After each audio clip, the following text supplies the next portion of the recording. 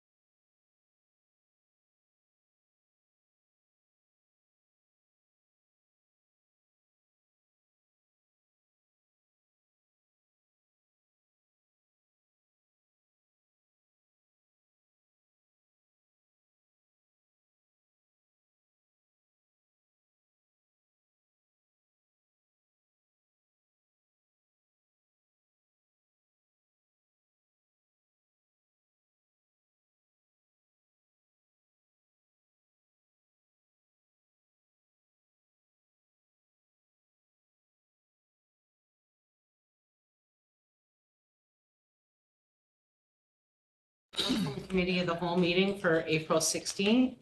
Bienvenue à notre réunion de conseil pour le 16 avril. We will open this evening with the land acknowledgement from Councillor Neckel. Nice to have you back in person. Thank you, Madam Mayor. As we meet today, I would like to take a moment to recognize the importance of the land on which we are gathered. The municipality of West Nipissing respectfully acknowledges that we are located on the homelands of the Anishinaabe peoples on the traditional territory of the Nipissing, Temagami, and Doki First Nation, covered by the Robinson-Huron Treaty. We honor and recognize their historical connection to the land and value their significant contributions in shaping and strengthening our communities. We do this to reaffirm our commitment and responsibility towards reconciliation and improving our understanding of local Indigenous peoples and their cultures. Thank you. I will take any declarations of interest in this evening's agenda items. Seeing none, we have a motion. There is no addendum this evening, so motion to adopt the agenda, please. It is moved by Councillor St. Louis and seconded by Councillor Tessier. Be it resolved that the agenda for the Council and Committee of the whole meeting held on April the 16th, 2024 be adopted as presented. Great. All those in favor? Carried. Thank you.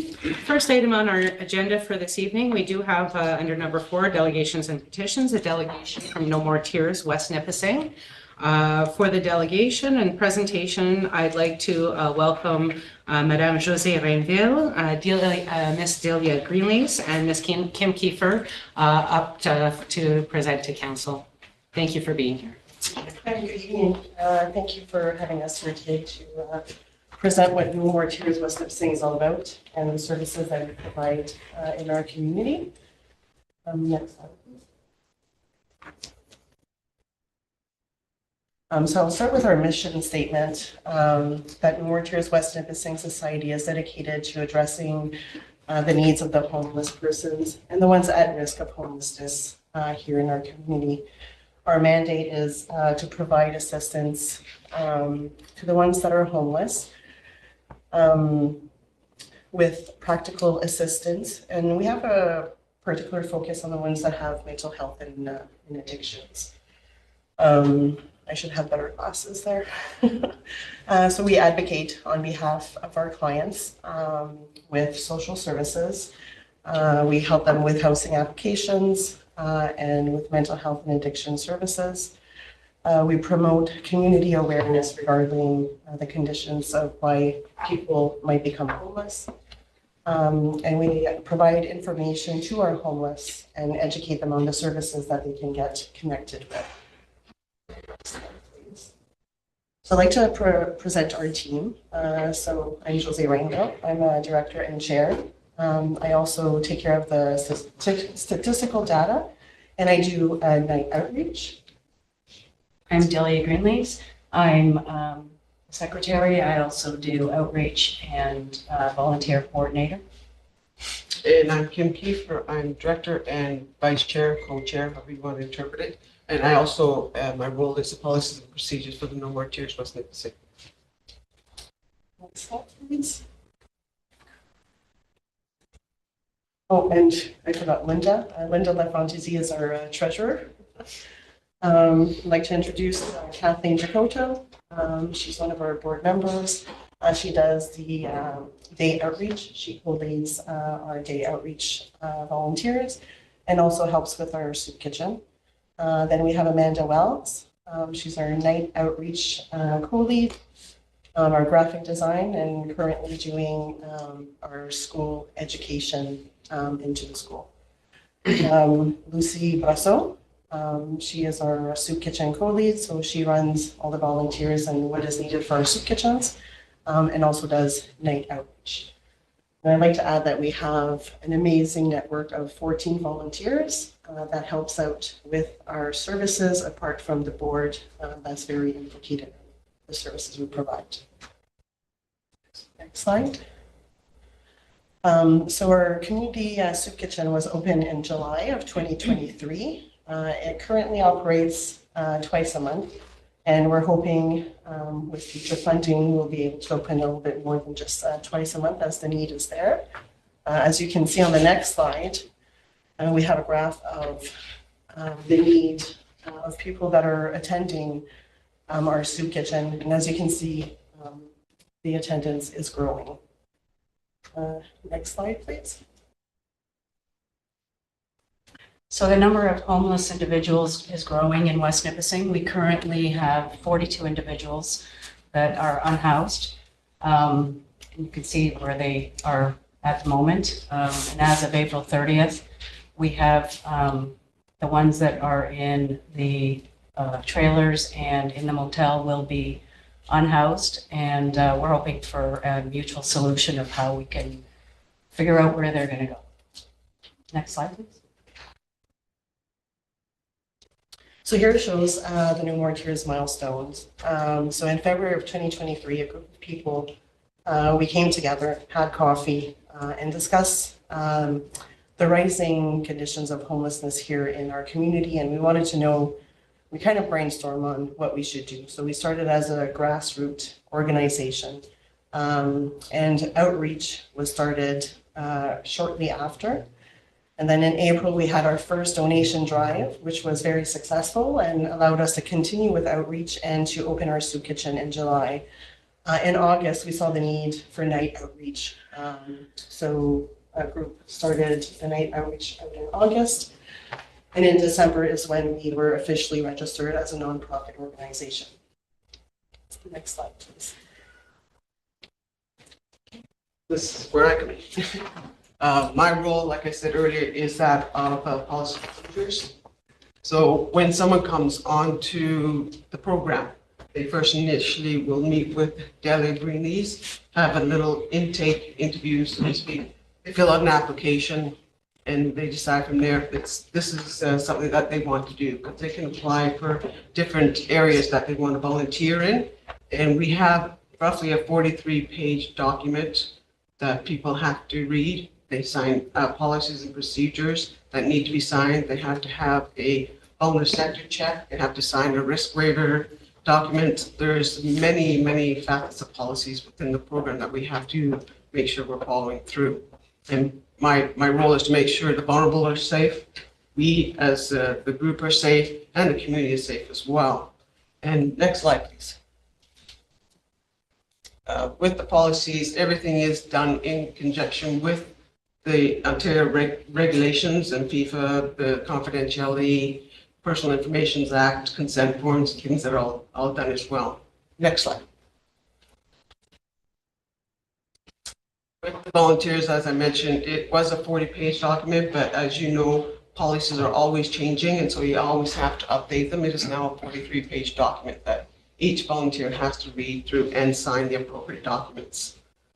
Volunteers do the sector check, but with the manual and the volunteer section, no one is allowed to go out in the field until those things are completed.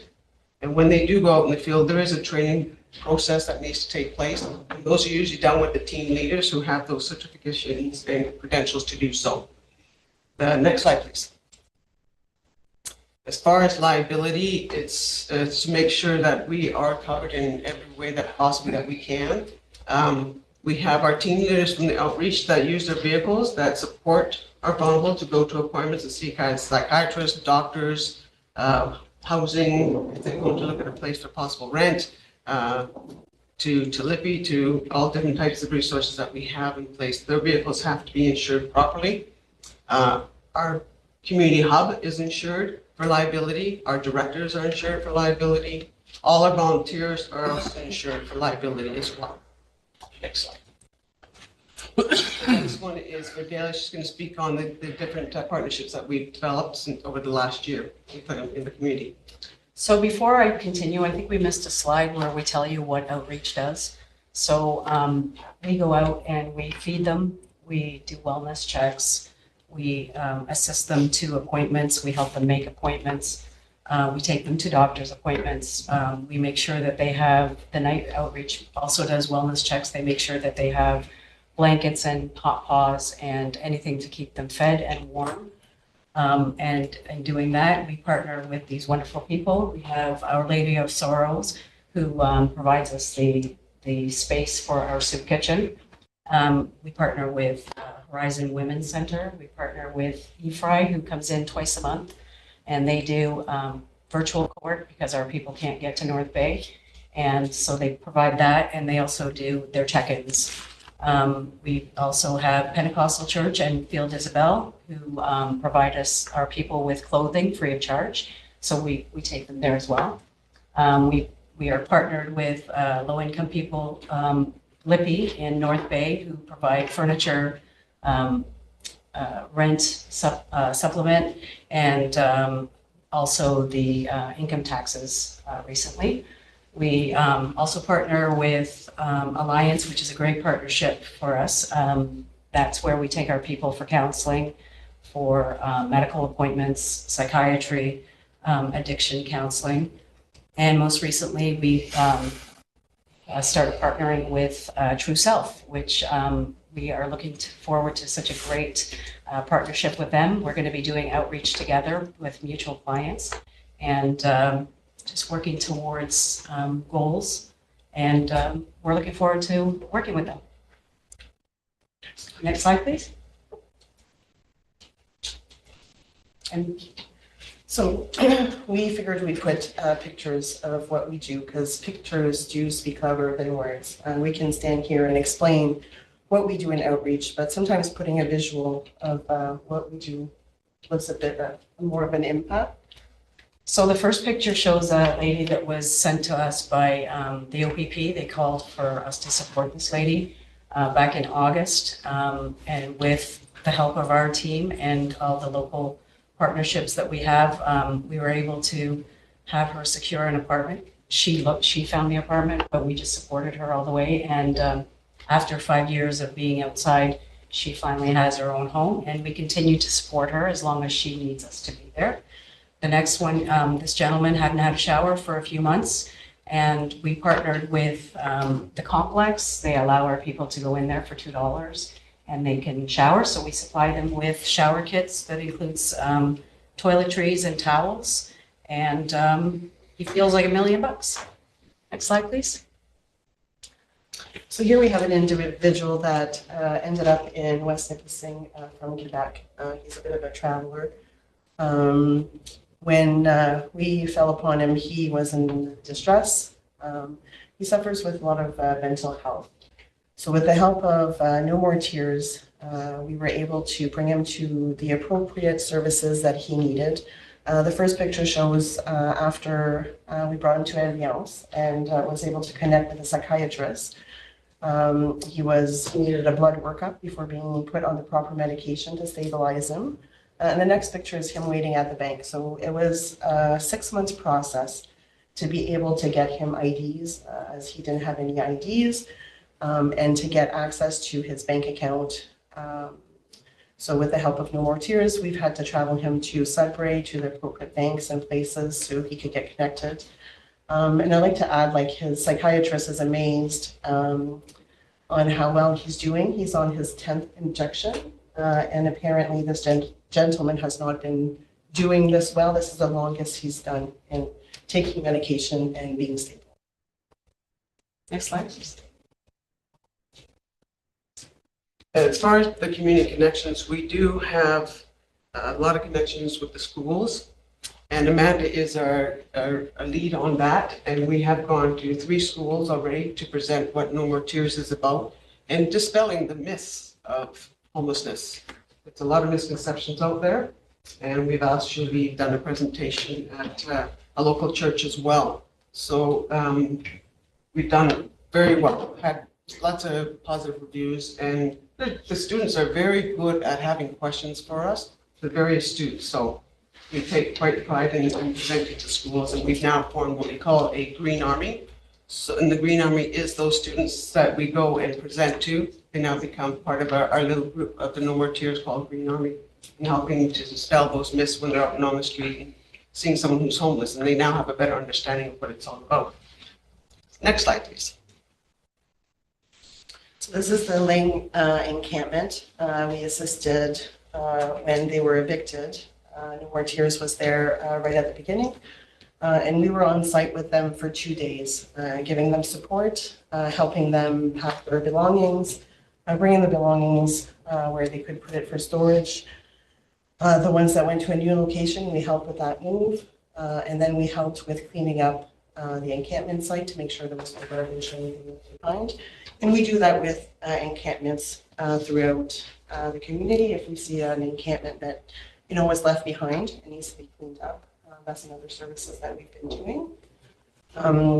Another service too is helping with crisis intervention. So we do crisis intervention 24/7. When they're in crisis, they call us, we get them connected with other people. We've had referrals from OPP, Alliance, and even the hospital where they have clients that need support, and we go in and we assess and we do what we can to get them connected and provide them the services that they need.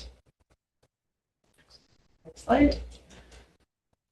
So we'd like to thank you for having us present what No More Tears West Nipissing is all about, and we would be happy to answer any of the questions that you may have.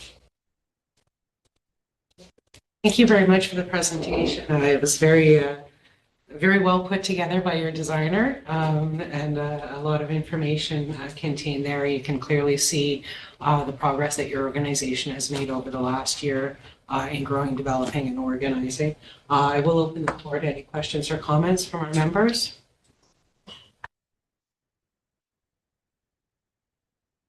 Okay, Councillor Tessier. Thank you, Madam Mayor. What benefits have you observed by having a location to serve your clients? So our service hub has been very useful to do intakes with clients to be able to assess exactly what needs they need. It gives us a safe place because most of them do not have a phone or technology. So it gives us a safe place in private to be able to make those phone calls, to get them connected. They come in for support.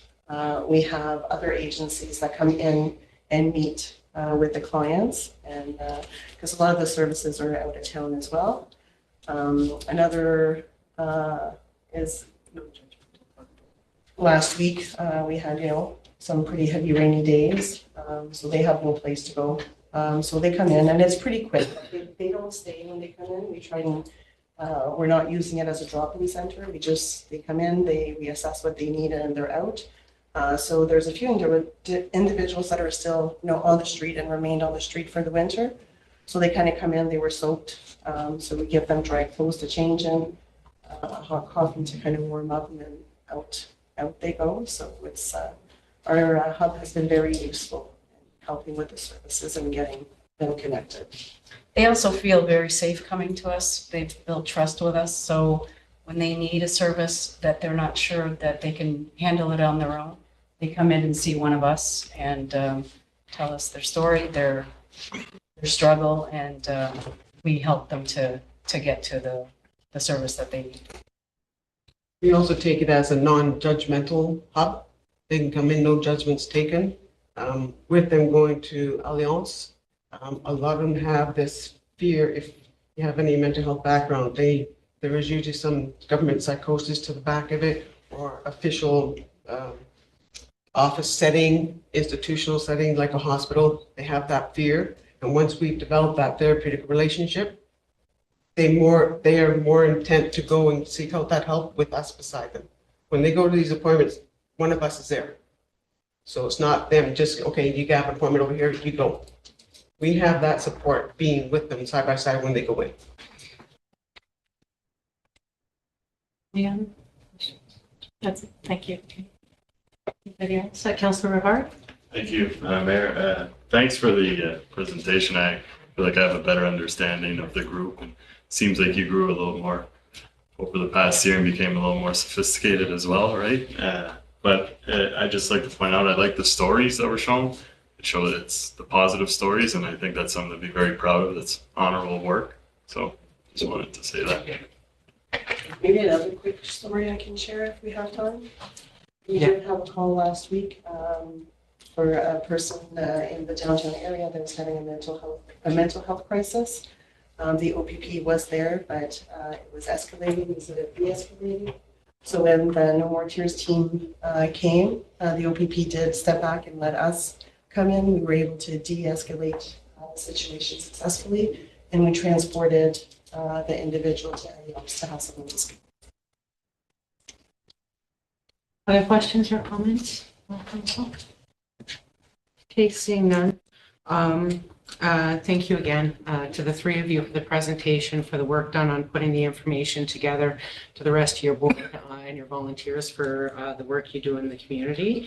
I know that you are building the relationship with DSAB and with the official partners, which I think will help you be more effective in the community, whether it's using the, the homelessness information system or being part of the coordinated access system. I understand that you're working with some partners to get connected within those kind of official avenues that will, I think, benefit your clients as well. So I would like to thank you for the work that you're doing, and the presentation was very informative. Thank you. Thank you very much.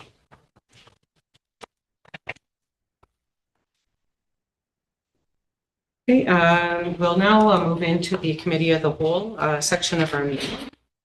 We do have several different areas to cover, so I'll be passing the chair around the table.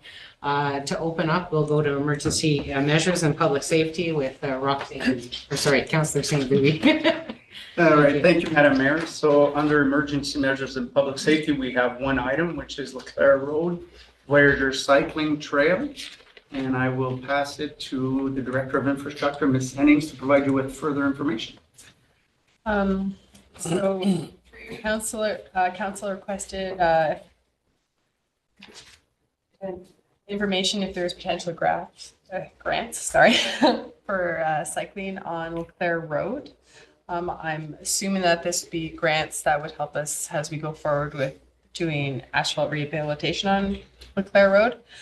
Currently, that road doesn't meet the criteria for widening for cycling. And there was a lot of grants for cycling a few years ago. Those seem to not be around at the moment. It was something the province was really pushing back in 2015, but I haven't seen anything lately, but of course, as always, we're continuing to monitor for any grants that might, help us do that work and get some federal money from that. Any questions? Conseiller Pellerin? Thank you, Mr. St-Louis. Yeah, I just brought that up because somebody asked me about it, these cycling club. And I believe they did Highway 64 for that purpose, right? Because the shoulders are really wide.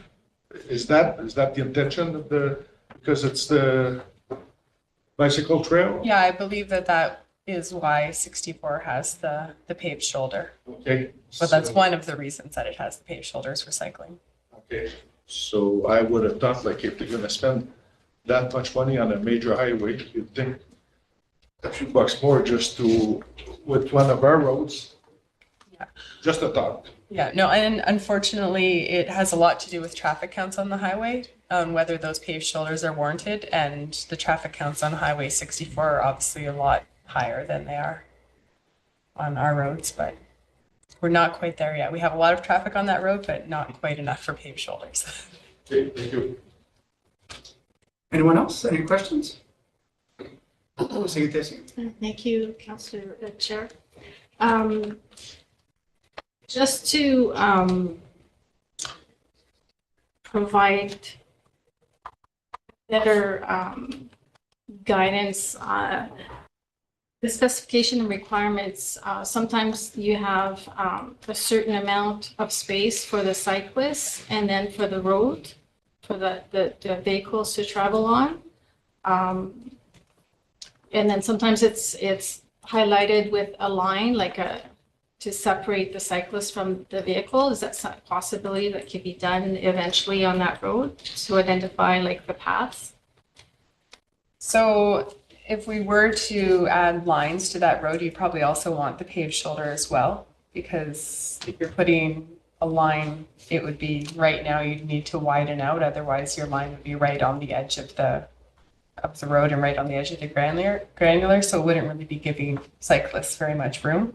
And when you look at the criteria for cycling lanes, lines are one of the things that you also kind of come into play once you have a certain amount of traffic on the road.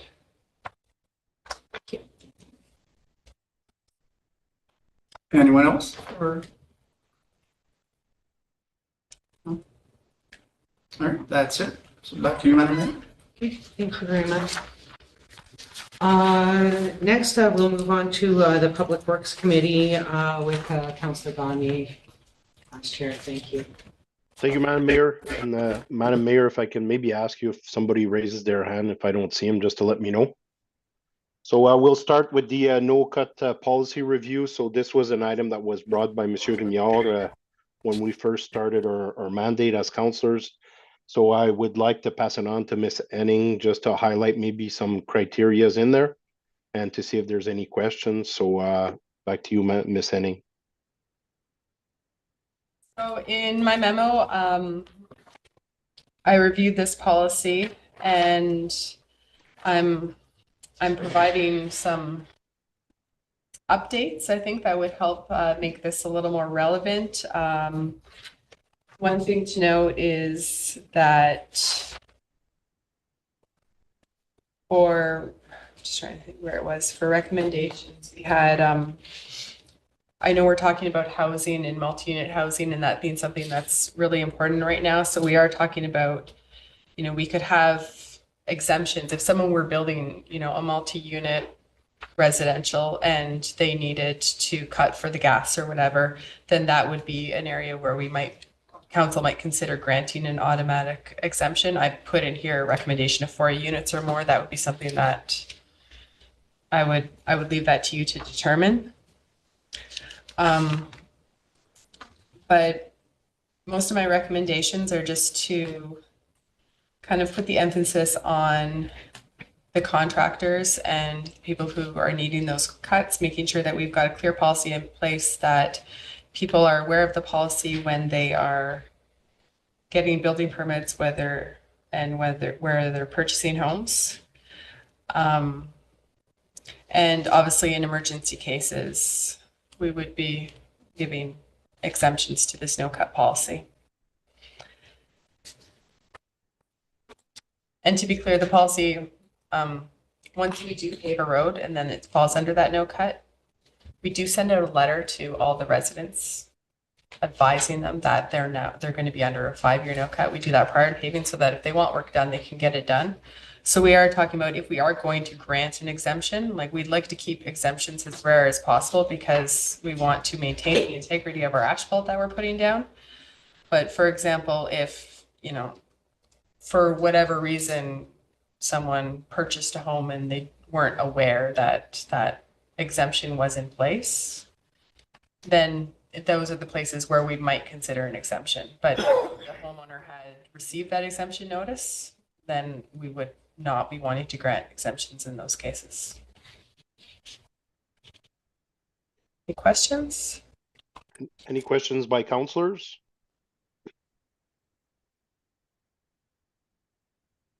Mr. Chair, just to add to the point of a sale, I believe that we've closed a little bit of that loophole, and that when the lawyers involved in the transaction seek information from the municipality, we share the information at that time at the point of sale. We hadn't done that before, and that, and that was a fair argument for exemptions at that point because they just weren't informed and they didn't know before they bought. But when they do buy, they are aware now. Okay, perfect. Thank you, Mr. Bagbo. Any other questions by councillors? Madam Mayor, go ahead. Sure.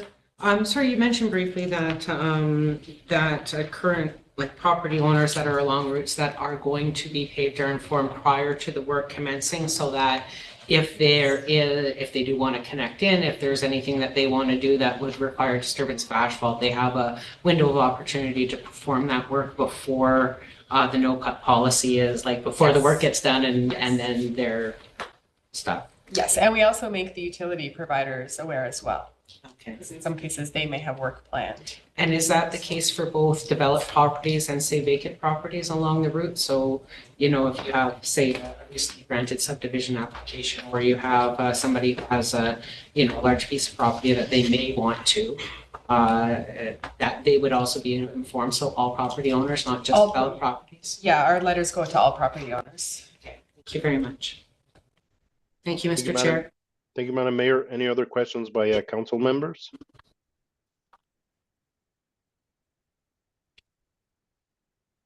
No more questions? Perfect. We'll move on then to next. No, go ahead, Madam Mayor. Sorry. Did you want direction as to whether or not to incorporate these into the current policy to come back for a policy update approval? Yes. Okay, perfect. Is everybody in agreement with the changes to the policy for the no cut? No objections? We're good? Okay, perfect. Thank you. We can move forward, Ms. Henning, with that revised version, please. Move on to the petition we had received on April 2nd in regards to the four-way stop on Rue Principale, now Highway 64 in Verner. I think the information is self-explanatory, so I'll open it up to any questions by council members. Monsieur Pellerin, go ahead. Councillor Pellerin. Just a couple of questions, Henning. The marking for the crosswalk, does that take precedent? Does the pedestrian have a precedent over a car? Well, I believe pedestrians always have the right of way. I'd have to consult the Highway Traffic Act on that one. But there's no stop sign there, so I wouldn't.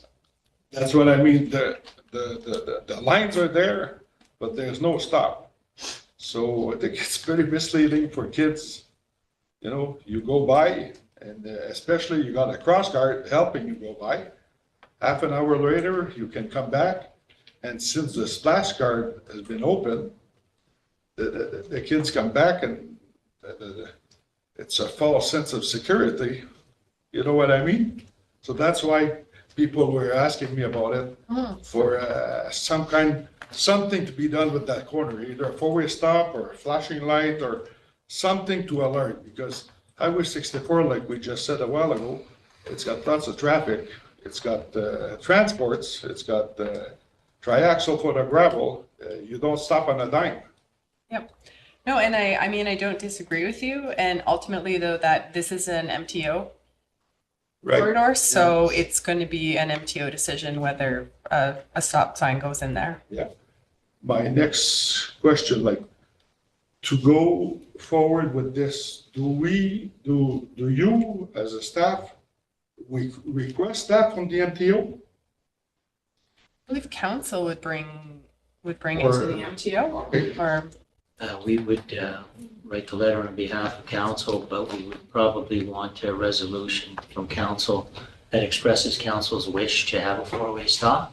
And that would be appended to the letter that either the road authority or myself or a staff member would write on council's behalf, and maybe for the mayor's signature. That's not so much, but yeah, we would have a resolution of council. So if the committee is in agreement that you would like to investigate a four-way stop, or given your points with respect to the painting across the highway, at least, have them made aware that that is an issue, and then have them assist us with the best solution for, to minimize any confusion to young kids and anyone in Vernon, really.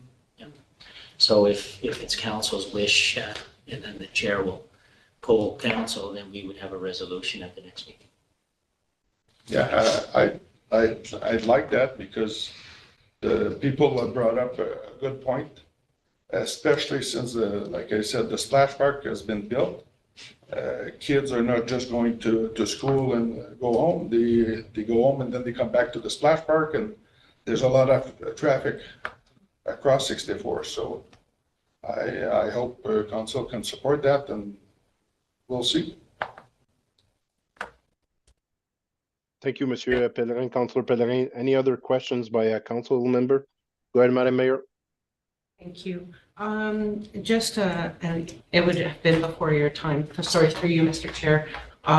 Has there ever been this request put through to MTO previously in regards to a four-way stop at that intersection?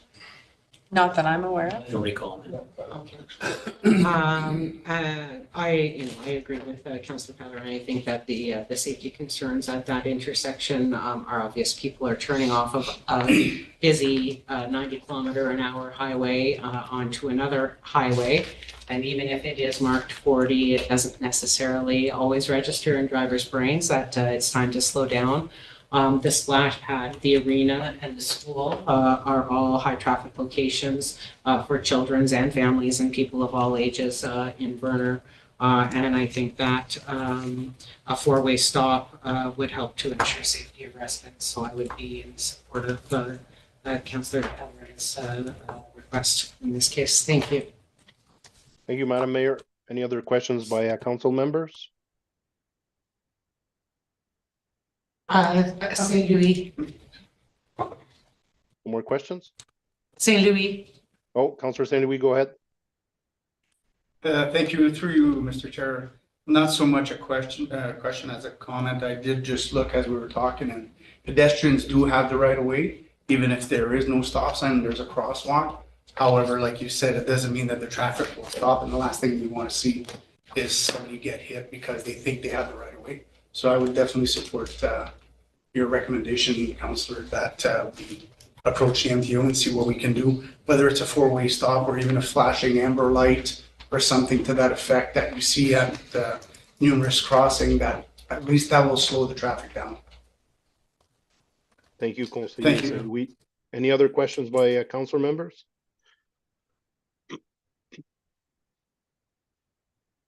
Okay, perfect. So if every council member would be in agreement, could I see a show of hands that we request MTO for a four-way stop? And if not, at least pedestrians right-of-way crossing be put there if ever the four-way stop is rejected. Can I see a show of hands for our council members? Good. So any question, Miss Henning? No. Okay, perfect. So we're good to proceed with that. Thank you very much. And we'll move on to the MTO update in regards to Highway 17 and Levac Road driving road safety, LeBlanc Road turning lane, and Highway 535, 570 rehabilitation. So I'll pass it on to you, Ms. Henning, just a quick recap of those three files, please. Okay, so for Highway 11, or sorry, Highway 17 and Levac / Drive-In Road, I reached out to the MTO on this. They have completed a traffic study at this intersection in 2019, and they did find higher than expected collisions at that time. As a result, they dropped the posted speed limit from 90 kilometers an hour to 80 kilometers an hour throughout that stretch. At the same time, they dropped the speed limit in a few different sections of Highway 17. They did another traffic study in 2022, which indicated that there is a rise in traffic volumes there. However, it does not meet the provincial warrants for signals at this time, and they are continuing to monitor that intersection. So moving on from there. Oh, is there any questions on that one? Yeah, any questions by council members? Me, Mr. Chair, please. Go ahead, Madam Mayor. Thank you. For that, once they do get confirmation of traffic volumes that would support a signalization there, what kinds of implementation timelines would we generally see from MTO on that type of file? So yeah, are we talking 2 years, 3 years, 4 years after they say, oh yeah, okay, now it needs it? Like what? I don't know if you know the answer to that question. But. I can't give you a firm timeline, but in my experience, when it comes to signals, once it's warranted, it does tend to be fairly quick. They don't tend to, because that's a safety concern. So they don't tend to leave them for, leave it on the 5-year plan until whenever. It's some signals or something that they don't have to alter the road to put up. So it tends to be, within a couple of years, signals will be put up after they're warranted. Yeah, it's just, obviously, like, as you've indicated, there's a rise in traffic from 2019 to 2022. We're seeing significant building and development in the area of Cache Bay. So people who are using that intersection to access the highway, either eastbound or westbound. And so my concern is like LeBlanc Road's been on the agenda since 2016, and we're still getting updates on that 8 years later. And not that they approved it until just recently, but so sometimes MTO can kind of drag their heels a little bit, on those types of things. So I just wanted to get an idea because it is a concerning intersection. There are already a lot of people who are using it, and as is indicated, there are a lot of accidents and incidents at that location. So thank you. Those are my questions. Thank you, Mr. Chair. Thank you, Madam Mayor. Any other questions by council members? We're good. Okay, we can proceed to LeBlanc Road. So LeBlanc Road, the MTO did determine that a left turn lane is warranted at that location. However, we were talking about timelines as per your last question. And typically for something like a left turn lane, when they come through and do the next rehabilitation of the highway, that's typically when they would be looking at adding that lane in. So that's based on my experience with the MTO, that's kind of when you'll see that. So it might not be something that happens really soon, but eventually that highway is going to need some work. And at that time, since it's been warranted there, they should be putting it in then. And any questions on that? On that section of road, is there any indication in their 5-year plans like that section of the highway will be rehabilitated anytime soon? Like, is it mid-life cycle, end of life cycle? I'm not sure where that one is on the life cycle, but I think that area was done in the past few years. So I think it's probably a ways out before we'll see anything happening there. Thank you, Madam Mayor. Any other questions by council members? Good. Can move on to the next one, Ms. Henning, please. Okay, so the next one is the Highway 535, 575 rehabilitation. To my knowledge, this is currently still scheduled. I have I haven't heard anything of exact timing on this work from the MTO. Typically, they do reach out to stakeholders, and we would be one of those stakeholders. So I'm expecting that prior to this going to construction, they will be reaching out to us with the timelines, or the contractor should be reaching out. Any questions by This year, council members? Go ahead, Madam Mayor. I just want to get an idea if that is on their project list for this year, because they were doing a lot of the preliminary work last year in some of the land acquisitions and such that they needed to do, right? I'm not sure if they are tendering it this year or not. I know sometimes land acquisition can happen several years beforehand, so. My understanding, so it's 5:39. My understanding is that, from what I've been told by the EA, that it's imminent. So it's either this year or next year, and it has to do with a little bit of the planning stages of it. But they were doing some work in preparation last year, and so I could apologize for not having it. But I could find that out, or perhaps in conversation with technical people that they're going to be there next week. We can raise the question at the OGRA, or you can raise the question at OGRA. Thank you. Conseiller Tessier, go ahead. I did find information online about that project. It was just awarded in March, so at least that step is there, but the rest is still kind of. Then if it was awarded in March, then it would be going this year, yeah. So we'll likely be hearing from the contractor soon about the exact timing of that. I'll just say that Ms. Henning and I will be meeting with ministry officials next week. And so it can, form part of the discussion either inside the room or outside the room at some point. So. Any other questions by board members, council members? Perfect. Thank you very much. Back to you, Madam Mayor. Thank you very much, Councillor Gagne. We're on 5.3. We do have several items under our Community Services Committee.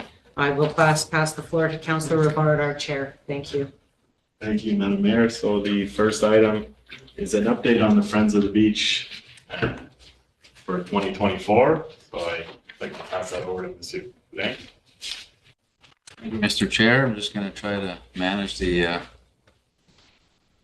camera, and there you go. So update on work being done at Friends of the Beach is basically the update on the canopy is we've received word that a resident and business owner will be paying for and building the shelter at the Sturgeon Falls Beach. That citizen has been working with our staff for the design, and we are expecting stamped drawings on Thursday this week. And then that will be sent to our building department for a building permit approval. Once that's done, we will certainly work with the local contractor in ensuring that the construction happens this spring/early summer. So that's one of the major undertakings that this group had envisioned, and it's going to be realized in the next month or so. As far as the rest of their requests, as per the letter provided to the mayor, we will certainly look at looking at temporary solutions for leveling. They had identified some yearly washouts, so we'll look at trying to fix that to prevent any health and safety concerns. We'll also look, they're suggesting 36-inch anchors to secure our benches and our tables. We'll look at, we know that site unfortunately is vandalized yearly, so we'll look at and see if those 36-inch anchors are going to work at that site, and we'll do our best to secure the tables and benches that we install at that location. We'll also take the opportunity to consult with our local volunteers to see where they'd like the picnic tables specifically installed on site, and we'll look at improving signage for parking area, Those are fairly easy to accomplish, and we'll certainly consult with them. Also from a beautification standpoint, or beautification lead is in discussion with them. So when it comes time to put flowers or shrubs, we will certainly consider that as well. So as far as the Friends of the Beach and their plan for this year, that's my update, Mr. Chair. Thank you. And open up the floor to any questions or comments. Councillor Gagne, if you have something to say, I can't see it right now, so you can just speak up. Did we lose Councillor Gagne? We lost it. Oh. But I think I saw Madam Mayor. Okay. No, he's there. I'd just like to thank staff for giving such a good update on that. I think we've all seen such that area over the last couple of years with the work that's been done by those volunteers, and it's really great to see everybody working together, because I think that's it's a really nice place. One of the only places in Sturgeon Falls where people can easily access the water, and so I think it's a really nice facility and a nice place for our residents to have. So thank you, Mr. Chair.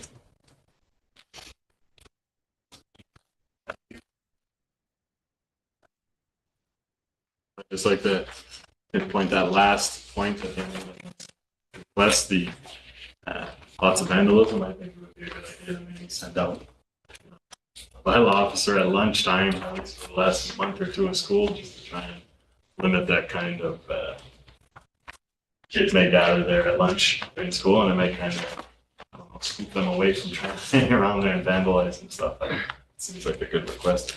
We'll move on to a facility review report. So council was provided with a large report for our facilities, and this was just provided as kind of an overview. And I believe if there's any further questions in regards to specific buildings, that it would be brought back to council. That's what I was informed, but if anyone, any staff member would like to add to the report or pinpoint something in particular.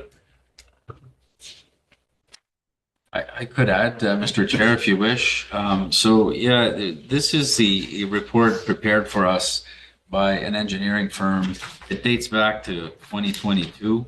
A lot of work was undertaken, and the results of the findings are highlighted in this report. This report is something that guides our decision-making or our recommendations to council on what we bring forth and what needs to happen from a capital standpoint, from a repair and maintenance standpoint on all of the facilities we currently have. I did want to just maybe mention that there are two separate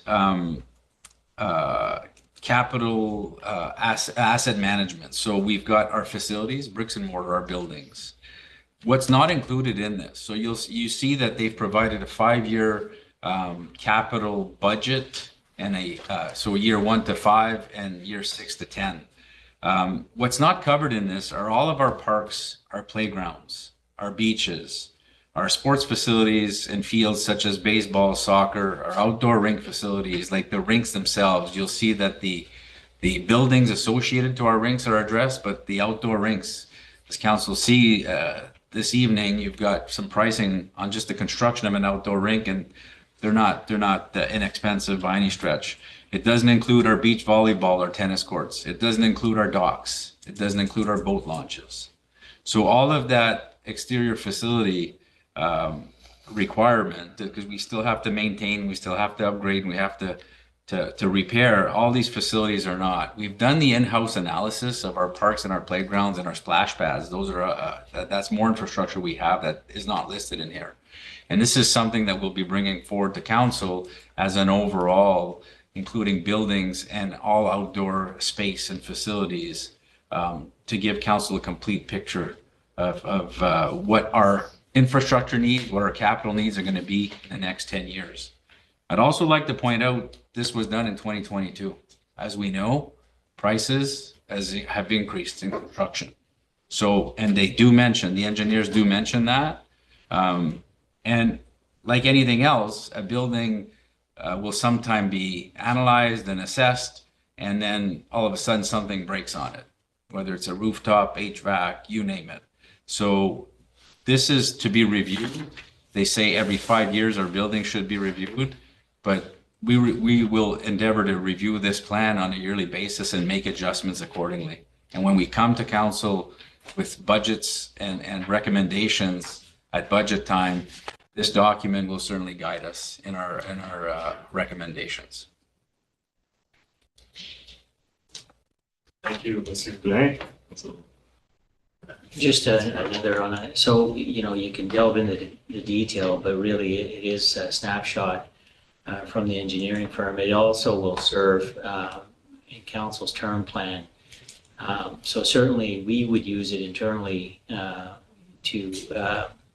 prioritize investment for budget purposes, but it will also be used as one component of assessing future use of facilities as well. And so along with this, I spoke to Her Worship yesterday, we would be bringing, this with perhaps a revision to ensure that the costs are still accurate with the annual operating expenses of facilities, and then also the positive aspects with respect to usage stats as well, so that council then, when they're assessing the validity of various sites, they would have all of that. But this is a good document from a capital perspective. Thank you for that added information. I'll open up the floor to any questions or comments this time. Thank you, through Mr. Chair. Is there an anticipated time frame when we can expect that information, the whole package, to be presented to council? I guess through you, Mr. Chair, I guess the idea is that we wouldn't be looking at it because it's a lot to chew. We'd be looking at a variety of different ones that, and bringing them continuously to you, and make it as you still have another 2.5 years and continue. So this is a project that'll be ongoing, because the analysis of facilities, we can shut down all of our policy analyst staff, because this could take a long time. So we would be taking those obvious ones be in question for council and get council direction on where to go. And then the remainder, like obviously this building as an example, or the recreation center as an example, or how do you intend to. So any adjustments on those would be part of capital planning. So to answer you, we'll try as best as we can. I'm hoping in May, 1 or 2 as well. And then we'll just keep hopefully checking off as many as we can. Thank you. Thank you. Thank you. Through you, Mr. Chair. I was looking at the list that's there.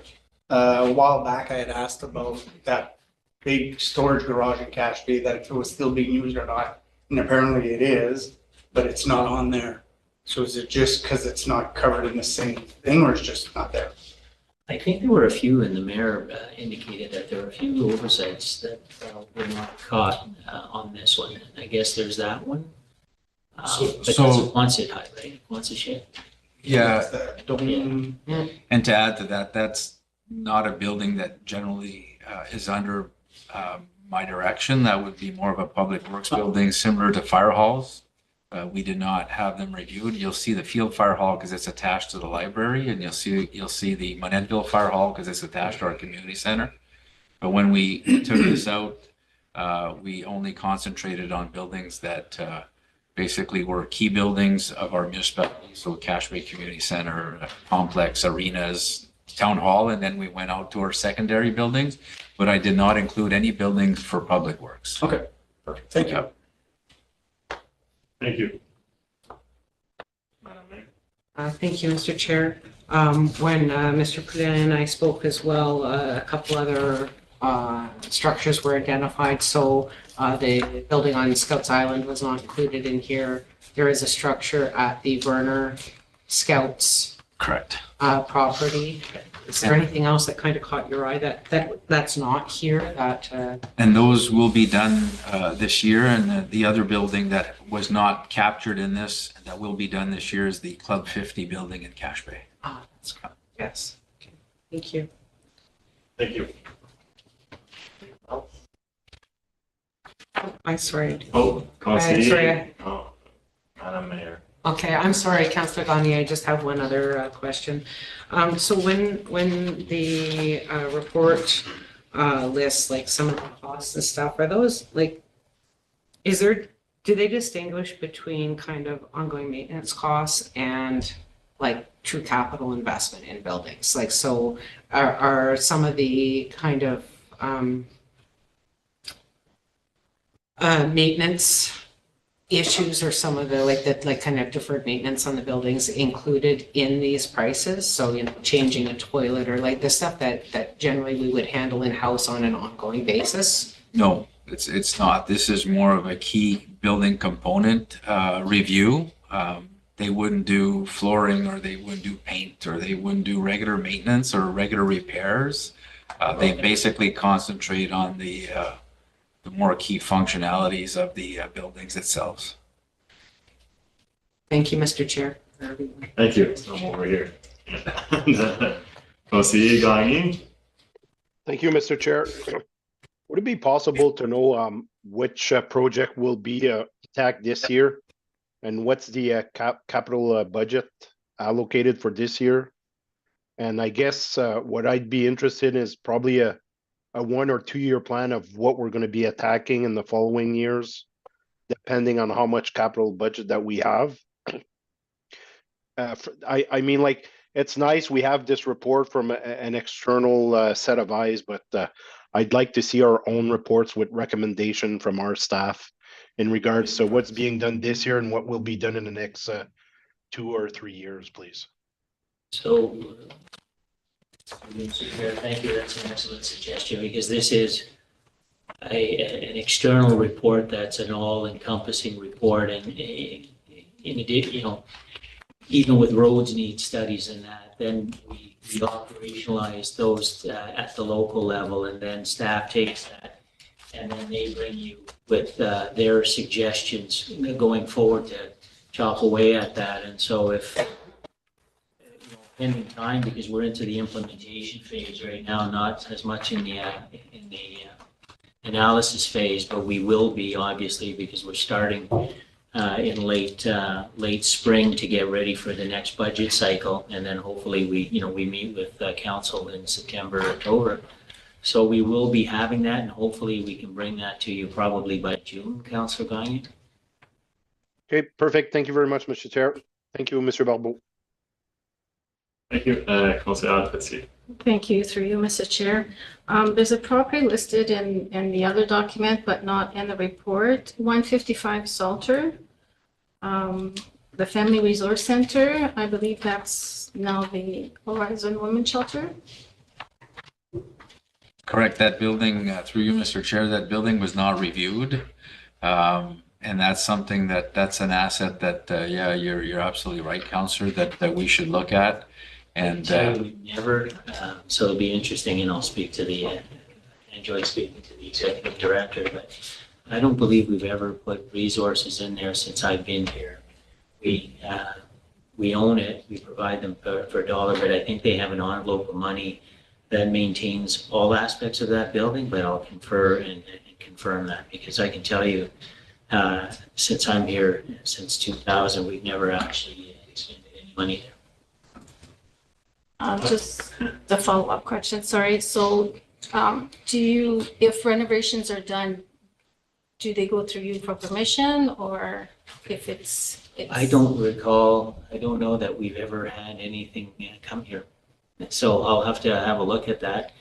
Mr. Poulin, have you ever had any requests there at all? no, and generally, I'd have to go back to our agreement with them. Generally, any leasehold improvements would come to us, but I don't recall. They just, they perfectly maintain that building. They cover all the costs, and they're very much self-sufficient. Thank you. I saw you had your hand up, Madam Mayor. Sorry, again, and it's almost related to Councillor Tessier's statement. Thank you, Mr. Chair. The Community Health Center is also municipally owned asset. That's not listed in here as well, right? Correct. And the ambulance bay as well, the OPP detachment as well. Right. We'll have to eventually get to those, even though they're newer buildings, that they should be accounted for, yeah. And then just as a follow-up to Councillor Gagnier's comments, Mr. Barbeau and I are having a discussion about planning a strategic planning term review session early in June. And this will make up part of that discussion and use that to identify maybe what's some of the facilities that would be our priorities would be at that time. So, thank you, Mr. Chair. Thank you. And I'd just like to add that after hearing that there are a lot of things missing as well, I guess it's a little bit intimidating of a document. And we also have our roads needs study that showed that we also are a little bit behind in terms of how much money we would need to be putting into there. So trust staff will obviously do a good job at budgeting for that, but I also think it's something to keep in mind that budgeting or to take into account when, you know, if we're looking at adding something to our infrastructure in the municipality, this might be something to take a look at and realize that we have a lot of work to do just to maintain what we already have. Just what I'd like to add, but thank you for that discussion. Next, we'll head on to a request for flagpoles in River Valley. Sorry, I lost the page. So there's a group in River Valley who's requesting flagpoles, one for Canadian flag and one for un drapeau franco-ontarien. In the report, it shows about $600 per flag, and the group is la Fédération des Femmes Canadiennes Françaises, so the FFCF. So if anybody has any questions or comments in regard to that, or if Mr. Poulin would like to add. The only thing I'd add through you, Mr. Chair, is the option. They do mention that we do, that like you'll see in the picture that there's two existing flagpoles. We put those vertical joie de vivre flags, and it to us it adds a bit of color as you're coming in and we have those strategically placed in most of our communities.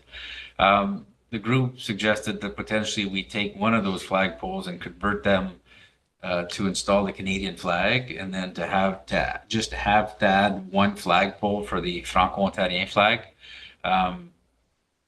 Our recommendation to council, if council chooses to support this request, would be potentially to add two flagpoles so that we can keep the Joie de Vivre brand alive and well in River Valley, and just add one flagpole for a Canadian flag and one flagpole for a Franco-Ontarien flag.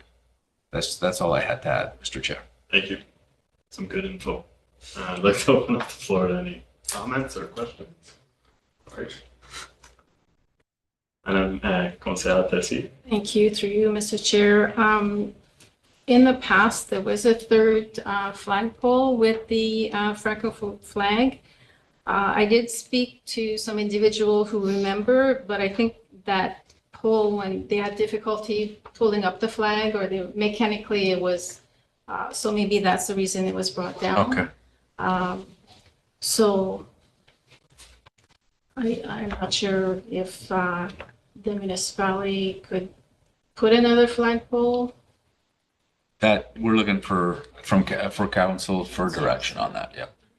Just the reason we put it there is I don't believe it's an administrative discussion when there's an external group requesting something different where councillors are representing that area. So in the abundance of caution and transparency, it's better that council makes the decision on things that were not contemplated that affect the public. We make administrative internal decisions, but that's why Mr. Poulin has brought it here for so that council can give us the direction.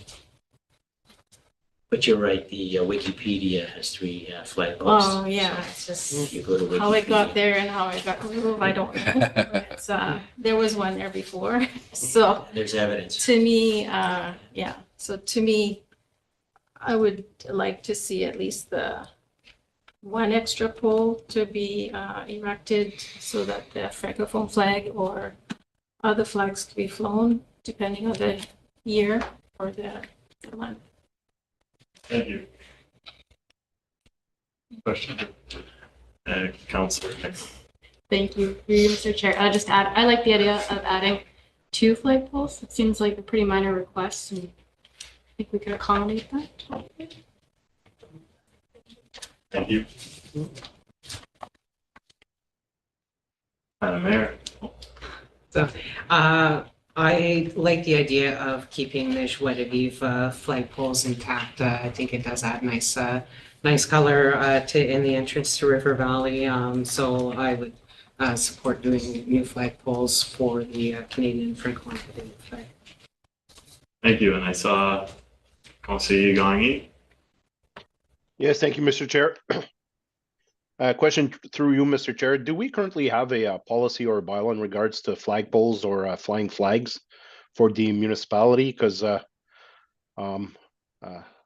think we're going to be heading into a direction where everyone's going to be asking for flag poles and flying different kind of flags at different time of the year. So do we have something like that? And through you, Mr. Chair, if we don't, I think it might be a good idea to kind of maybe write up a document that staff can actually follow, and this will not have to come back maybe to council for just for future revision and not request. That's my comment to you, Mr. Chair. Thank you for your comment. I don't believe, Mr. Barlow. No, I don't think we have a policy on flagpoles, but your point is well taken, Councillor Gagné. And we can start drafting something and bringing it forward to council at a future meeting. Yeah, and the reason I'm asking is that like, maybe for Journée Francophone, we fly the flag in September, and then for whatever reason, we could fly, maybe take the Francophone flag down and identify that pole as the flag that we change depending on the request that we get. Thank you very much, Mr. Chair. Thank you. Great point. Let's see if I have anything. Thank you, Mr. Chair. Just out of the curiosity, the 2 poles that are there, are these steel poles? I believe, through you, Mr. Chair, I believe they are. They're the same poles that were installed before my time, right throughout the municipality. We have those at the complex, at the information center. We have them in Crystal Falls. We have them throughout the community, and I believe they are. I'm assuming they're steel poles. I'm just curious, like, why would we not use those 2 poles to fly the flags? Just install a pulley at the top and. So through you, Mr. Chair, those flagpoles were put in place with the Joie de Vivre design flags, the vertical flags, and proper protocol to fly a Canadian flag is that no other flag should fly on a flagpole that flies our Canadian flag. That's proper protocol. So anywhere you see a Canadian flag, you should not have any other flag flying under or on that same flagpole.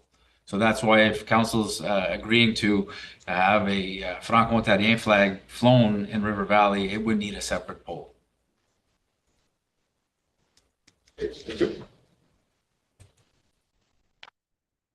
Thank you. My opinion would follow what has been said of approving the 2 flagpoles for a cost of $1,200. Seems fairly reasonable to beautify the area of River Valley and add a little bit of a wow factor driving into the community. But by a show of hands, I'd like to see who would be in favor of 2 flagpoles. So I guess we would bring that back for resolution at the next meeting. Thank you. Thanks, everyone. And on to our last item under community services. Cache Bay Outdoor Rink. So we've received the tenders for the 2 separate options of either a single rink or a double rink for the Cache Bay. And I believe contractor E came in at the lowest bid for both options. 188, just under 188,000 for a single rink and just under 202,000 for a double rink. So I believe at this meeting, what we'd be looking for is which one we would move forward with, or the appetite that council has, if it's a single or a double rink. I'd like to open the floor up to discussion on that matter. I figured I'll see St. Louis. Thank you, through you, Mr. Chair. Before I ask for a motion to defer, I would like to find out if we're able to award the contract to contractor E, if that's how it goes. But also, since both prices came underneath our, what we had approved at budget, so that we can move forward, what I would like to do is have a public meeting within the next week or two, so that I can meet with the residents of Cache Bay to see and provide them both with the plans of, here's what this one would look like, and here's what this one would look like. Here's the benefits of this one, and here's the benefits or the pros and cons. And that way, it will give them an opportunity. I know that some are interested in the double ring, but I also know some are, could care less, or some would prefer a regular sized ring. So I would ask that if the option is there to award it to contractor E, if that's our choice, and to award both, and to give me the time to meet with the residents, which I will do probably within the next week and a half or so, probably some evening prior to our next meeting. Thank you, Councilor. All right. I just read your request. I just read the resolution to see if that would be problematic, and it wouldn't be. So, if it were to choose the option and the resolution were worded in such a way, I would have recommended deferring. But there's no discussion about what option you're choosing. It's just basically a referral to the lowest one. And given the fact that it's the same contractor on both options, we could award the contract. We might add a stipulation, though, that the decision as to which option is still up in the air. So that would be, I'm sorry.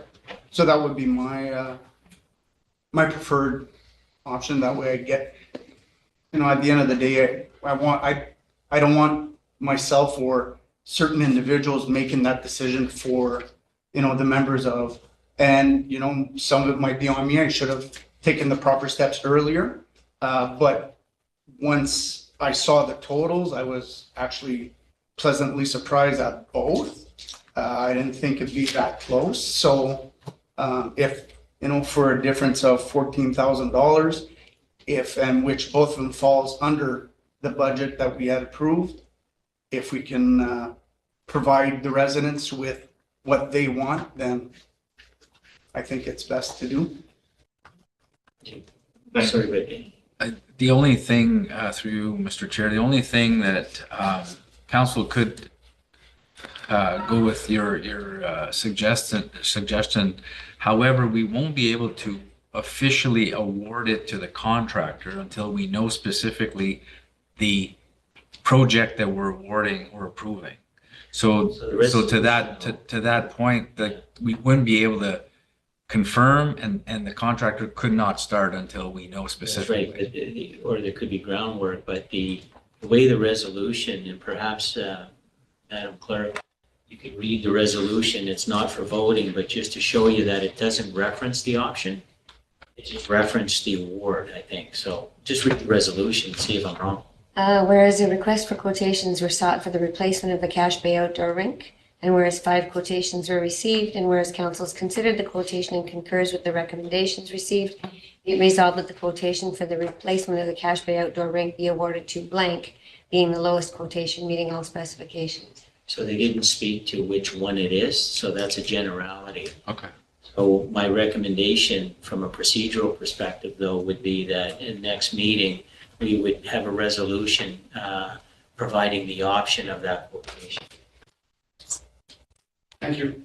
Thank you. Yeah, that's a little bit how I saw it as well, as we could just kind of choose that contractor would be a good option, but then after that decide on the. Sure.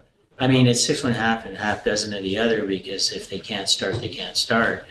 But when we get to the resolution, my recommendation to council will be to propose it, or that you should propose an amendment to cover yourself that the award is pending the decision, council's final decision of which option, but that contractor E is awarded either option.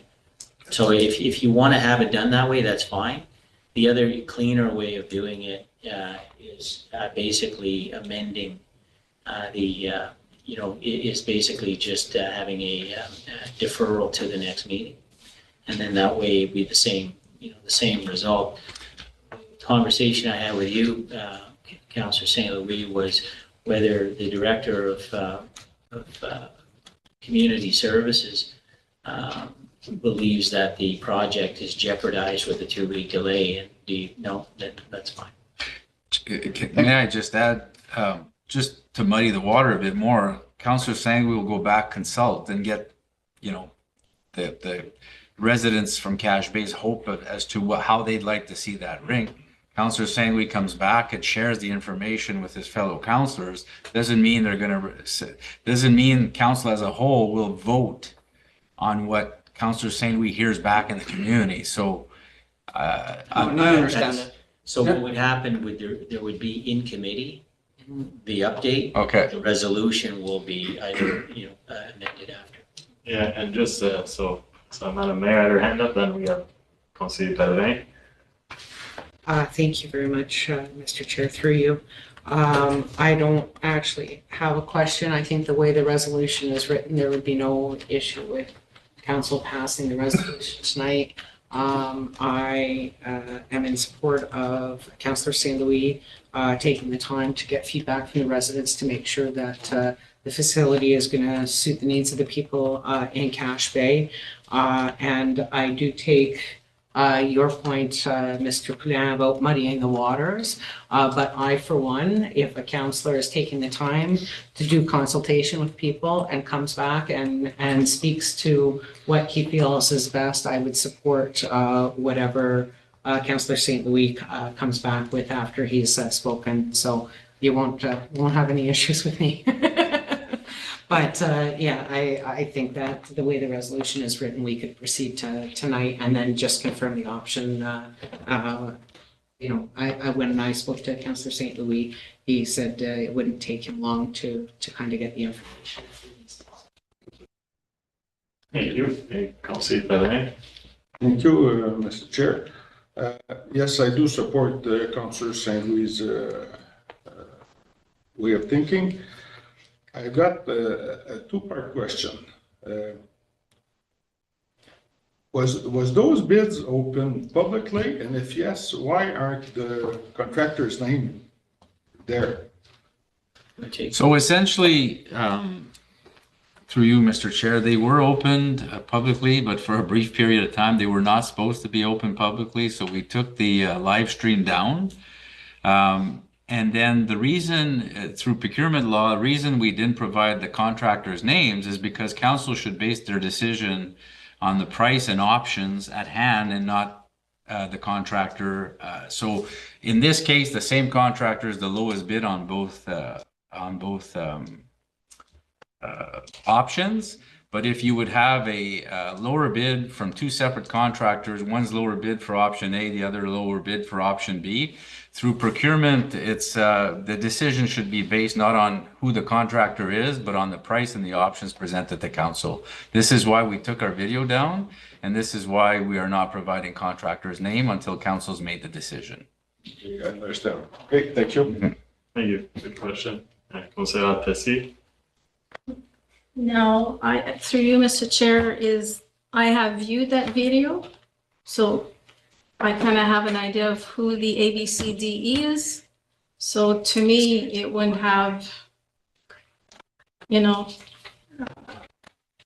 was already shared. So to me, having the names there would. But like I mentioned, it just, in this case, it's more simplified because the same contractor is the lowest bid on both options. Yeah. But you change that and it's procurement.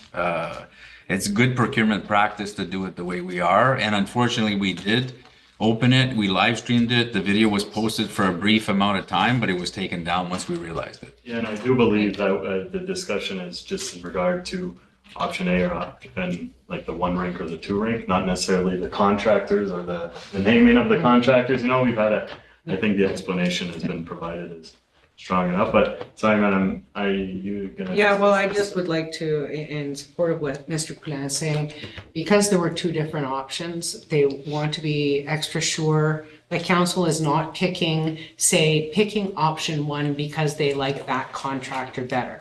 By not disclosing the name of the contractor, we're basing the decision on price. If we had like you said, the two different ones, there could be the perception that council is making the choice on which option based on which contractor they prefer to work with. So it is the fact that there were two options within this particular bid that this is being done that way, just to cut any perception of favoritism among councillors to one contractor or another.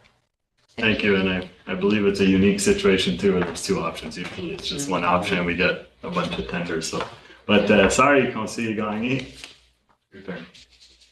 Thank you, Mr. Chair. Maybe just a comment for Monsieur Saint Louis when he does his consultation. You can hear me? Yeah. Okay.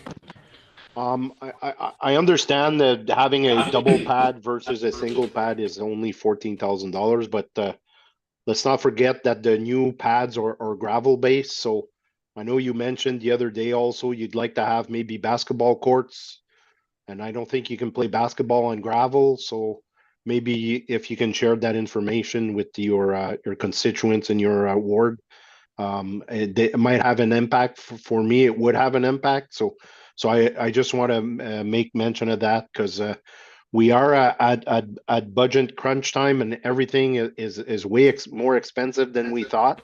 So every $1,000 that we can save will help other projects. Thank you, Mr. Chair. Thank you. Conseiller Pellerin. I mean, Conseiller Saint. Thank you. Thank you, Conseiller Gagné, but correct me if I'm wrong, whether it's a double pad or a single pad, it's gravel, right? Okay. Correct. Conseiller Tessier. Thank you, through you, Mr. Chair. So having two pads, will that require two people to hire or just have the one person do? They currently have two smaller rinks, and the one rink attendant looks after both smaller rinks. Yeah. One person. Okay, thank you. Thank you. So I don't see any more questions. So I know it's shown here as for council's direction regarding either a single rink or double rink. I believe we're going towards looking for council's direction for which contractor, which would most likely be just the lowest price. And then at the next meeting, we would discuss in further detail option of the single rink or double rink. And then we could probably, with Councillor St. Louis' points and everyone else's ideas on maintenance costs, the volunteers' efforts involved with both options, we can maybe come up with a decision at that point, if I'm correct. So would we still need a show of hands as to we do agree that contractor E having the lowest most likely will be obtaining that contract for either option? By show of hands? There is a resolution later. So with an official. Thank you, Madam Mayor. And that concludes community services. I'll pass it back to Madam Mayor. Thank you very much, Councillor Rivard. At this point, I'm going to recommend we go to break a couple of minutes early. Next up is our Sewer and Water Committee and our annual reports, and they will take a little bit of time. And I think that want to have fresh mind and fresh eyes for Mr. Ming when he presents the information for us. So I take a mover and a seconder for a 10-minute recess. Councillor Rivard, Councillor Pellerin. It is moved by Councillor Rivard and seconded by Councillor Pellerin. At approximately 7:55 p.m., a motion was tabled for a 10-minute recess. All in favor? Great. Thank you.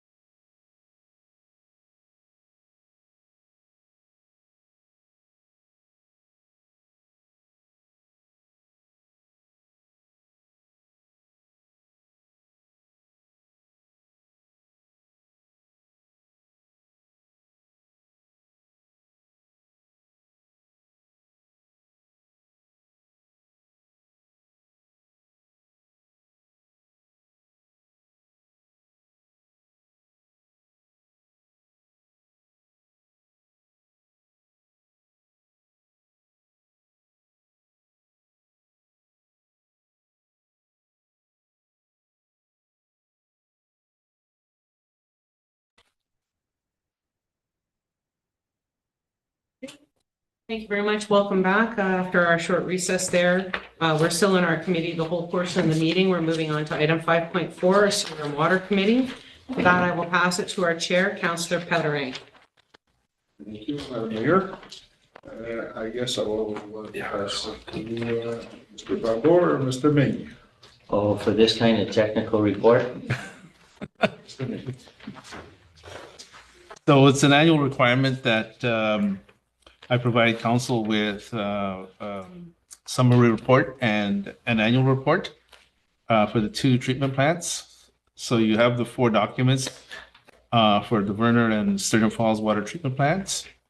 And also it's a requirement that I provide council with an update management review of our drinking water quality management system. So those documents were provided to you a couple of weeks ago, and you were provided some opportune time to review the documents. And I guess I will open it to council if anyone has any questions regarding those documents and information within them. Anybody has any questions?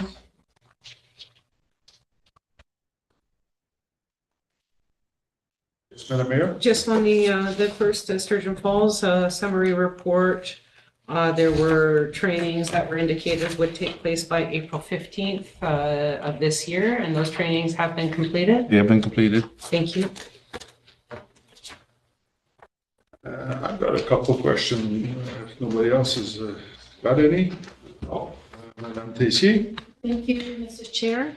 On the summary report, the number 3, it says that management will pursue one of 2 options. Yes. Have you decided which option you're following, or? So there's a contentious issue with regards to that non-conformance finding. The inspector at the time of inspection was given guidelines to follow. And that specific one that you're referring has to do with continuous analyzers monitoring the plant. And in the regulations, or it was, their guidelines were, if there was a failure, it had to be reported, it had to be alarmed or reported immediately. And I had demonstrated that we are constantly scanning the performance of the plant every few seconds. And what I had set up was I needed to scan for a minute to confirm that something was in an upset situation before alarming or informing my operators that there's a problem. So the guideline that the inspector had to follow was that it's not immediate, whereas I had it analyzed for a minute to confirm that it is a real problem, and then alarm operators. So based on that interpretation, it was deemed a non-conformance. And I raised my objection to that, and the inspector contacted the approvals branch, and they have changed, not necessarily for me, but it has been changed so that their guidelines now are that it is allowed to have a few delays, a few minute delays or 1 minute delay in order to account for these false readings. But unfortunately, she did the inspection and the guideline change took place after the inspection, so that hasn't changed. But still, there's still another contention to the guidelines, the new guidelines. The new guidelines also indicate that a failure of the monitoring device needs to be alarmed immediately. And again, I raised the question, how do I know what an analyzer will do if it fails? Is it going to read a high number? Is it going to read a low number, a negative number? Is it going to just read one number and stay there all the time? So the only way I can confirm that an analyzer failed is the same thing. I need to compare readings over a short period of time to know that it's a real failure. And so I still am in the position of needing the approvals branch to clarify that matter. Bottom line is, I was given an extension. They still have to figure out what they want to do. Failing that, I will have to conform to what they want. And if they need me to alarm immediately, then so be it. Any other questions? Okay, I've got a few, Mr. Ming. On page 57, the chemical used to treat the water inverter, could you speak on this? Which chemicals you had to drop, and we ended up with brown water and a problem since that day. Can you talk about it just to inform people? So back in 2019 and before, the Viv River contains high concentrations of manganese, and manganese is the element that gives you that brown water, black water actually, sorry. When you have the black stains in your pipes, that's the manganese that's precipitating out onto your piping. So the technology that this Werner plant was using since the construction of the plant, which was back in the early 70s, was chlorine dioxide. And that was the way we were using, that was the chemical that we were using to oxidize out the manganese, precipitate it out, and reduce the amount of manganese going out into the distribution system. What changed was the Ministry of the Environment deemed that certain byproducts, chlorides and chlorates, may be carcinogenic. It wasn't proven, but they set up regulations that started to limit the amount of chlorides and chlorates we can produce in our method of treatment. So in 2019, the year 2019, those regulations came into place. And so we had to limit the amount of chlorine dioxide we use to remove manganese. So in order to stay compliant, we had to use less chemicals to create less byproduct. So we were in a dilemma, the municipality, to use less chemicals to stay compliant with the byproducts we were making, but then we will have less aesthetic water. The water was brownish. We couldn't clean it as clear as we wanted to, as we did in the past. So it came to one at a time. Do we stay compliant, or do we make the water aesthetically pleasing for the community? So that was a challenge that we had that year. And that's why the entire community suffered with discolored water. And then in 2020, we did a trial with another chemical, potassium permanganate. It does not create those byproducts. And the potassium permanganate was just as effective with removing the manganese. And we could use the required amount that was needed to make the water aesthetically pleasing.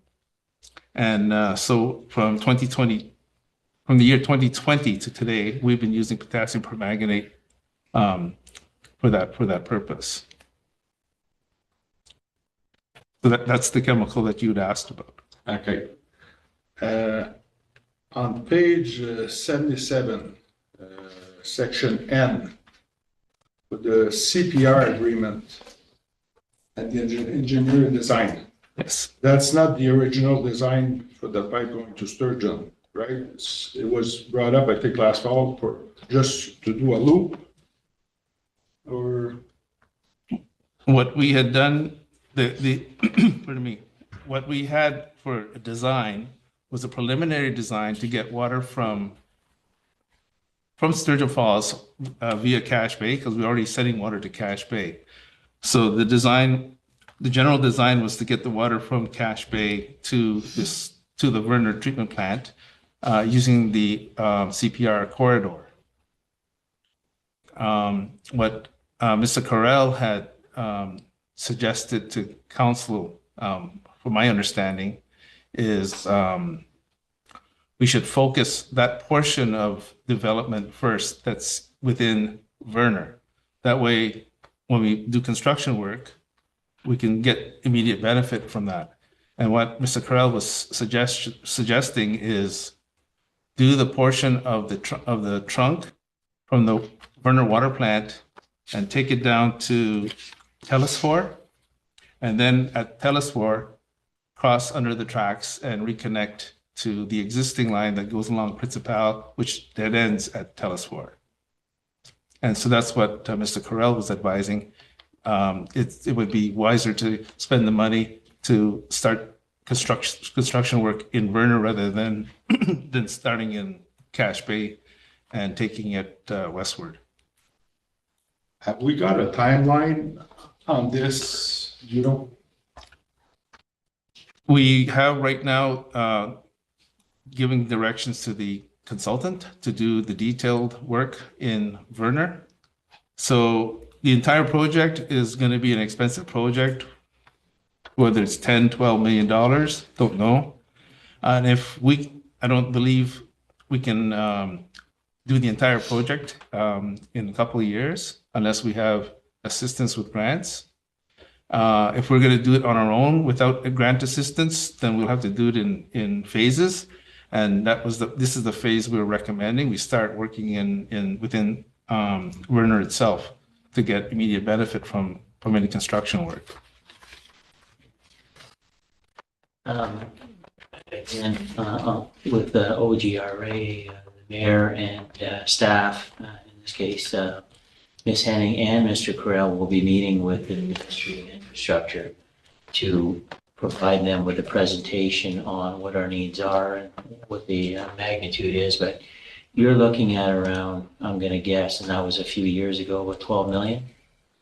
And so it's probably even higher now. And you're looking at a bridge, that is another major stressor. And so it's just a matter of what is our most urgent need here in West Nipissing, and then trying to figure out how we pay for those large projects going forward. So we are working at it. With the changes that were made and some of the stuff that we uncovered in Mr. Ming's absence with Mr. Correll and myself at the plant, they've done a lot of great work with respect to some of the residuals that were in the pipes because the problems were very much close to Cartier and that area. And since then, if you recall last year, kind of like a phone, we kind of, went in and we pushed out all of the gunk. And so we're hopeful that that this will, well, A, we can continue to use that process, but B, that it'll buy us some time. Okay. I'm just asking these questions just to inform people because lately in the last few weeks, I've heard stories on Sylvestre Street, on La Rivière Street, on Piet Street. Nothing major like we see in the past, but brown water in the toilet, brown water in the washing machine. So it's everywhere in town, but just once in a while. It's not always. So since you're the chair, I'll ask you. So there are flushing issues as well. I don't know if you were flushing in Verner, but you're certainly flushing in Sturgeon. But I think I want to make the comment because Facebook is not the complaint mechanism. It really is important for us to get that feedback back, because what I find is our people, but the people from Aqua too, are fantastic at going to the residences and figuring it out and all of that. So we need that info. So feel free if the residents of Verner are getting any brown water, please call it in to the municipality, and Ms. Henning and Peter's crew and our distribution collection people will work and figure that out, because it really shouldn't be happening. First of all, manganese, I'm not an actuary, it's just that I've had to deal with him. It's mostly a hot weather thing too, right? It tended to pick up in July, August, readings a lot more than now, wouldn't it? Yes. The reason why the VEV would kick it, is it because of the high flow? No, it's more, yes, and it also tends to settle down, and in the warmer water in the VEV tends to bring it up. Right. And yeah, numbers to compare would be 50 micrograms per liter before June, and it goes up to well over 1,200 in July and August. And then it gets back down to around the 50 range in September.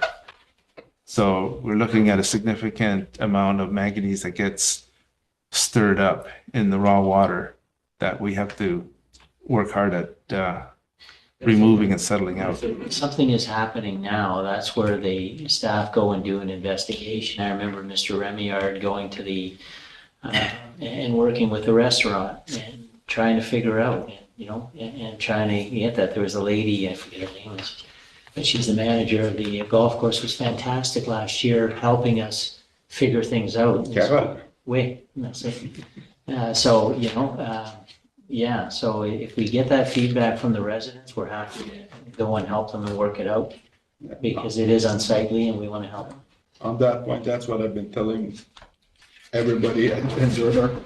I ran out of our little card there, request for service. That's what I tell them to do. A lot of them answer me back, well, you guys know about the problem? We should have. I know, but We don't actually know about the problem unless people tell us. Yeah. I was just gonna mention the service request cards, and there's more. Yeah. So you can make yeah, I'll fix it. because they're handy to have. Yeah. All right, on that point, just a couple more. I talked to you the other day about that, Mr. Ming, just PFAS testing. Is that something that we can do? I've spoken to the lab since we communicated on that, and it's not a common test that the lab that I'm using performs on drinking water. I looked into it a bit more. It's PFAS chemicals are used for heating oil stain resistant coatings, and there's no industrial activities that do that kind of work upstream of our two water plants. So I don't see a reason for us to investigate the concentration of those chemicals in our drinking water system. And further to that, if there is an issue with it, we'd be getting directions either from the health units or from the Ministry of the Environment. You would, but you might get it way later. Like I talked to you about the other day, I went to a seminar in North Bay a couple of weeks ago, and North Bay has a problem with this, originated on the Army base, which flows through Lee's Creek to Trout Lake, and which is the drinking water of North Bay. So they have a problem. So I'm just thinking here, before we bring the water from Sturgeon, I'd like to test the Sturgeon River, make sure we don't have these. And I know what you mean, but we have a couple plants way back for years, one in Sturgeon, one in Field, just to make sure I don't think it would cost that much to make a test. Then we have our. It's $1,000. I think it's $1,000, well. Per test. I think it's a test well worth it. Because after I heard what's happening in North Bay, and it's happening now, and they don't know how to deal with it. Their plant doesn't, it would need a $20 million investment to be able to clean those chemicals. So I'd like to know, to make sure that it's zero here before we bring it to Verner. Just a thought. Procedurally, if you're chairing, if the council agrees that test is, that they want to do it, after hearing Mr. Ming's reply, if council so directs Mr. Ming to do it, then we'll do it. I'll just say, I don't think that's appropriate discussion like here. If you want to bring it back to talk in water and so, because right now we're receiving the reports and that's the item that's on the agenda here. So the discussion you're having about these industrial chemicals, I'm assuming, because none of the rest of council has the information that you have from attending the seminar. So we're not really in a position to kind of properly consider this item right now. But you could put it on an agenda request item, bring it back to the next Water and Sewer Committee where Mr. Ming has a time to prepare, a response or it's out of scope for what the discussion on the agenda is right now. So I would recommend that in the interest of like keeping on topic, that we do an agenda request item where we can discuss this properly in Water and Sewer Committee outside of the receipt of the reports, which is what is the agenda item right now. Just procedurally, I think that's what you were kind of getting at. So if you want to do that, let's do that for the next Water and Sewer Committee, and that way both Ms. Henning and Mr. Ming have time to prepare something to respond to your questions, and council has a more fulsome view of what the issue that you're addressing. Is that okay? Yeah, I agree with you. Okay, thank you very much. Okay, just one final, can we have another presentation on the sewer plant in the next little while? So just as I annually prepare reports for council for water treatment, I prepare annual reports for the Ministry of the Environment. And I could pull together the information I presented to the ministry and share something with council. I'll see what I can do, whether it's meaningful to get something for just last year or to get something that I can consolidate for the past several years, so you can see better the trend performance of the two plants.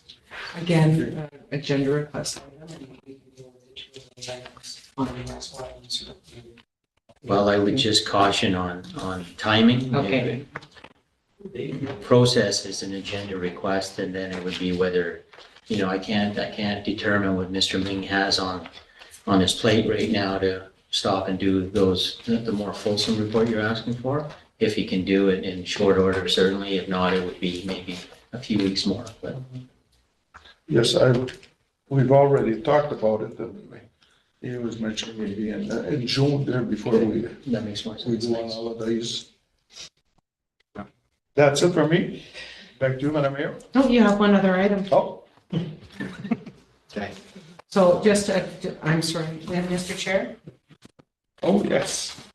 Just for council's information, there is a resolution later in the agenda where we will formally receive these reports from Mr.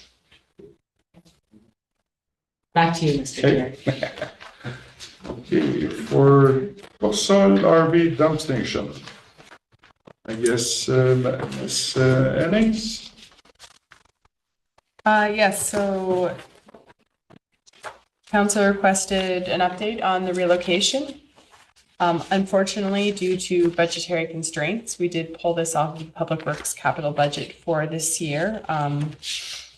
The intention, just to update everyone on what this project is. Right now, there is the RV dumping station on Coruscant Road at the corner of Coruscant and John Street. So the idea is that will be moved behind the Comfort Inn in front of the Public Works yard, and will be set up as a pay-per-use station. So people will be able to dump, and it's a pay-per-use for getting the water. So that will cover some of our costs for treating that water. So the cost for this is approximately $50,000, and that's basically just for the unit that distributes the water. Public Works is going to be doing the actual work of installing the dumping station and running the lines that need to be done for this work. I know that this is something that council would like to see happen sooner than later. So we are open to, if we have room in our budget, because I know some things have been coming in under, at looking at those numbers a little bit later in the year and seeing where things are at. And if we can find this $50,000, we will be looking at moving forward with this sooner than later. Questions? Any questions? Yes, Madam Mayor? Through you, Mr. Chair. Yeah, I believe that this is a priority. I mean, it's been identified that the current location is not ideal for so many reasons. But I just wanted to confirm, so you say this year, water will not be available at that location for filling tanks, so it will only act as a dumping station for the good stuff? Yes, that is correct. Okay, at all of our locations, water will no longer be available. It'll be dumping stations only. And I know our public works people are, oh no, I was looking for Sean. It is beautiful, Miss Henning, I'm sorry. If council were to direct that we would like to see this project move forward sooner, like with, at least beginning steps this year, as far as the human resources, does Public Works have the capacity to take that on this year? We have a lot going on this year, but I'm sure that we could find the capacity to do it. Thank you. Those are my questions, Mr. Chair. Any other questions? No, Councilor Lau. To you, see, yeah, I'd just like to mention that I agree that we should be looking at moving this forward there. I know that location's not ideal, and I'd like to see people have to pay for their water that they're using sooner than later. I know this year they won't be allowed to fill up, but I always thought that if a trailer is going to fill up their water, that they should also be paying per use. And I guess there's no way of making someone pay for a dumping station, or would that potentially be an option as well? Because it still puts a burden on our sewage treatment plant if everyone's using a dumping station. I understand the idea that then people won't be dumping on public land or anything like that, but it's still, the people in water and sewer bills will be covering the cost for these types of services. Is that an option? I'm paying for the waste part of it. I don't know. That's a technical question. I'm not aware, I don't know, Peter, if you can speak to any of this, but I'm not aware of any methods on how you would pay for the dumping. Like the water is simple. It's kind of like a gas pump where you'd come, you tap to pay and you get but in terms of how that would work I don't know that there's systems out there that, are Nothing unsupervised anyway. Yeah, well, that's the other thing. Yeah, it would have to be something unsupervised because we, don't have the resources to have an employee that's going to sit there and monitor the station. So to our knowledge, there's not something that would work well for that. Thank unfortunately. You. Yeah, I support an unsupervised site as well. It'd be too expensive. Any other questions? I just got one last question. What we did budget for that last year, and I thought it was around 20,000. Am I mistaken? I think that was before you.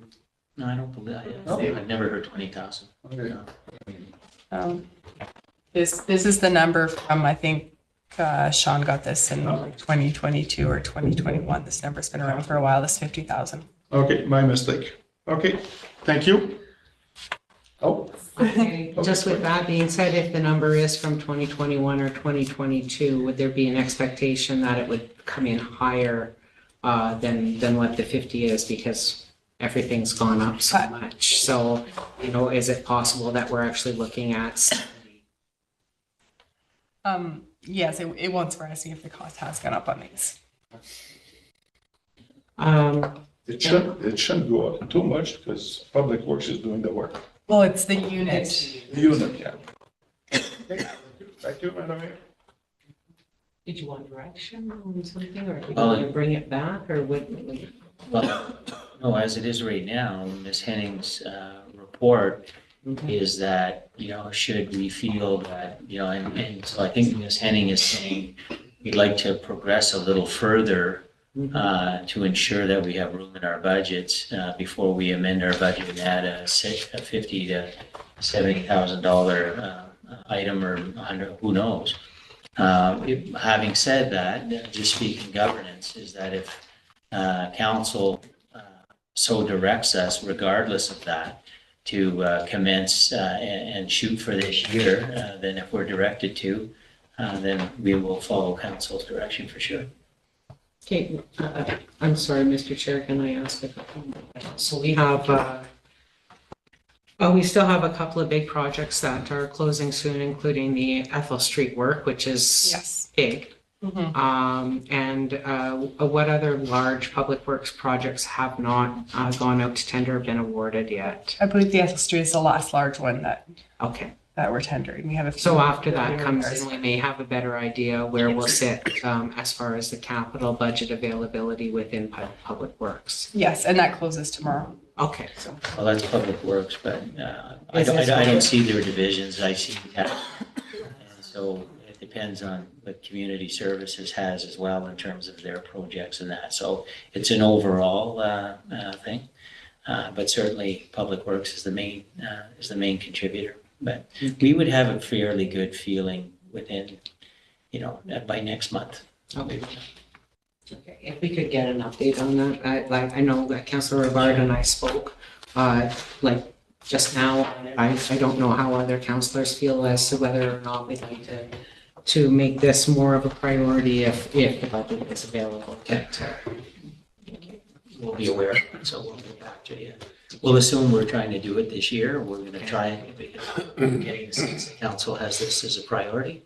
And so the only stumbling block is we couldn't find the money. So we'll update you in May. Thank you very much. I appreciate that, Mr. Lovell.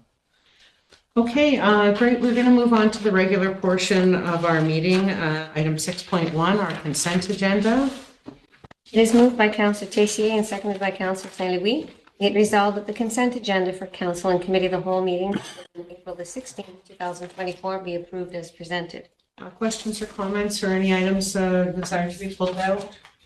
Okay, all in favor? Carried.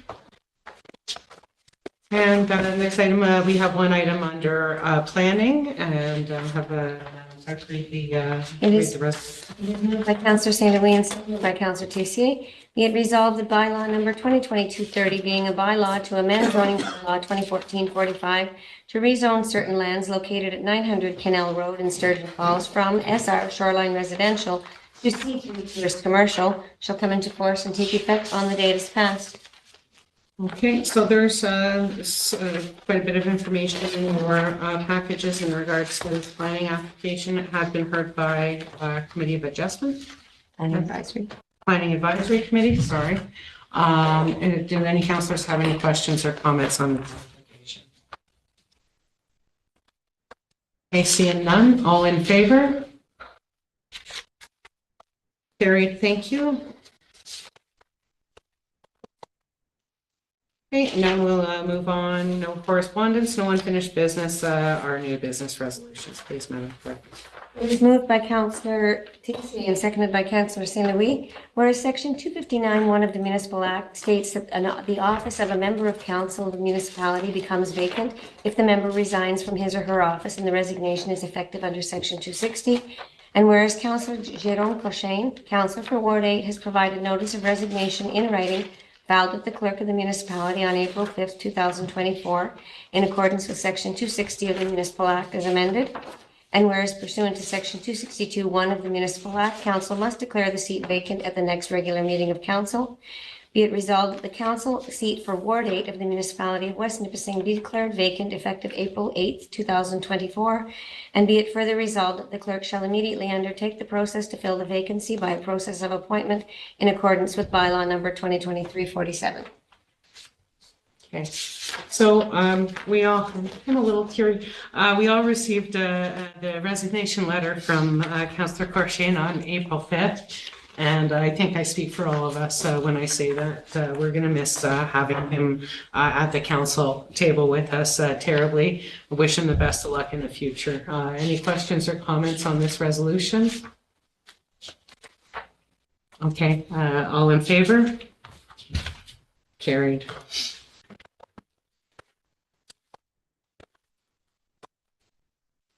It is moved by Councillor St. Louis and seconded by Councillor Tessier. Whereas at the August 30th, 2021 meeting of Council for the municipality enacted bylaw number 2021-58 for the purpose of commemorative naming of municipal assets.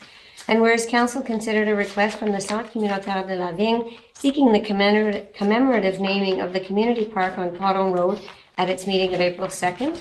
Be it therefore resolved that Council authorizes the naming of the community park on Cotton Road as La Parc Visitation Park. Any questions or comments? Councillor Rivard. Thank you, through you, Madam Mayor. I know you asked for questions or comments on the last item, but this one I'd just like to point out that Mr. Courchain is in the room, and this could be considered as one of his last big wins potentially. So I'd just like to thank Councillor Courchain for all his hard work on this as well. Okay, Mr. Poulin. Just to clarify, I don't know if I heard Madam Clerk properly. Is it La Visitation? It says la. Should it be le? No, that's what it is. I just didn't hear La Visitation. La Visitation. La It said Mr. Courchain, and I just want to make sure it's La Visitation. Right. Okay. Oui, Camille. Yeah, no, it's a proper one. I didn't hear the clerk say it. Okay. Any other questions or comments? Thank you, Councillor Rivard. It is true that this has been a project that Councillor Courchain's been working on since the beginning of the term with his partners at the CCL, and so congratulations. Other questions or comments? All in favor? Carried. It is moved by Councillor Rivard and seconded by Councillor Nicol. Whereas the Safe Drinking Water Act 2002 Ontario Regulation 17003 Schedule 22 requires that the owner of a municipal drinking water system shall ensure that not later than March 31st in each year after 2003, a report is prepared in accordance with subsections 2 and 3 of for the preceding calendar year and is given to the members of council. And whereas the 2023 summary reports for Sturgeon Falls and Verner and the annual reports for Sturgeon Falls and Verner for the period January 1, 2023 to December 31st, 2023 have been prepared and delivered to council by the manager of water and wastewater operations. Be it resolved that council for the West Nipissing Municipality confirms receipt of the above-mentioned reports and confirms that the manager of water and wastewater operations has provided opportunities for members to obtain information and ask questions regarding the reports. Questions or comments? All in favor? Carried. Thank you. It is moved by Councillor Nicol and seconded by Councillor Rivard. Whereas at the meeting held on April the 2nd, 2024, Council for the West Nipissing Municipality reviewed a policy to regulate the issuance of burial permits in the West Nipissing Municipality. Be it resolved that Council for the West Nipissing Municipality approves the burial permitting process policy as presented, which policy shall come into force and take effect on the day it is passed. And be it further resolved that the burial permitting process policy shall form part of the West Nipissing Policy Manual. Questions or comments? Okay, all in favor? Sorry, could you keep your hands up long enough for me to look around the room? Thank you. Carrie, thank you. It is moved by Councillor Rivard and seconded by Councillor Nicol. Be it resolved that bylaw number 2024-25, being a bylaw to amend Schedule B of bylaw 2001-21, regulating fees and charges, vital fees for the municipality of West Nipissing shall come into force and take effect on the day it is passed. Questions or comments? All in favor? Carried, thank you. It is moved by Councillor Nicol and seconded by Councillor Rivard. Be it resolved that bylaw number 2024-26, being a bylaw of the West Nipissing Municipality to authorize cost recovery fees with respect to the West Nipissing Fire Service shall come into force and take effect on the day it is passed. Thank you very much. So for this item, there is a memo from Fire Chief Frank Luffin in your packages. Does anybody have any questions or comments on this item? Okay, all in favor? Carrie, thank you.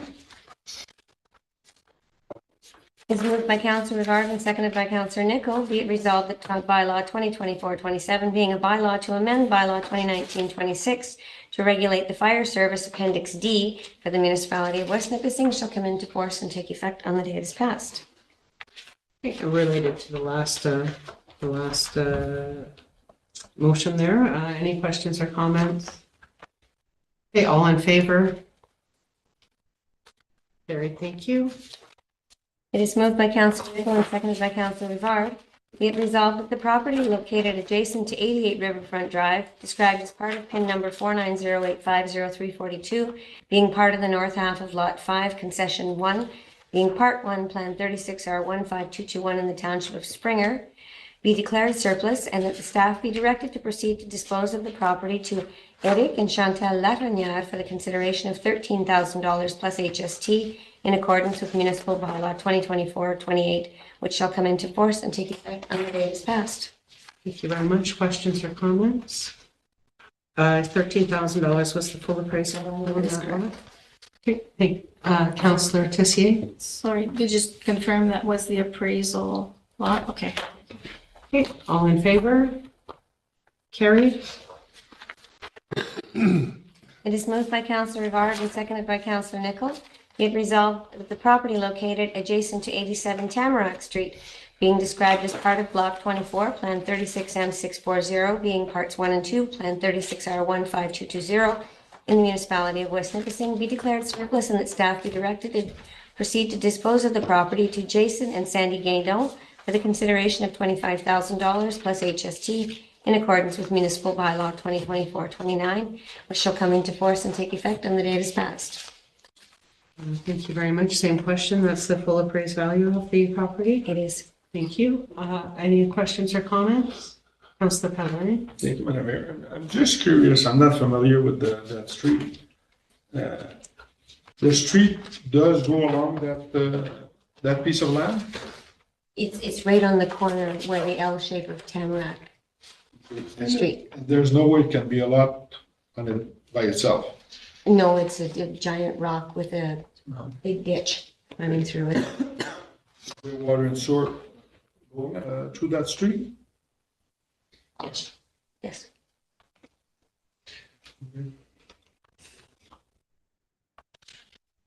It's being purchased as a lot addition. No, I was just thinking like, if water and sewer goes through on the front of that street, the bedrock is nothing these days, anything can be done. Be sold as a lot by itself, I'm just a thought.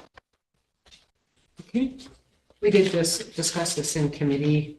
It would be a couple of months ago now, 2 to 3 months ago. Okay, your concerns are heard. Thank you, Councillor Pellerin. Other questions or comments on that? Okay, all in favor? It's carried. Thank you. It is moved by Councillor Nichol and seconded by Councillor Rivard. Be it resolved that bylaw number 2024-31, being a bylaw of the municipality of West Nipissing, to adopt the 2024 tax rates and to provide for penalty and interest payable, which shall come into force and take effect on the day it is passed. Any questions or comments? Okay, all in favor?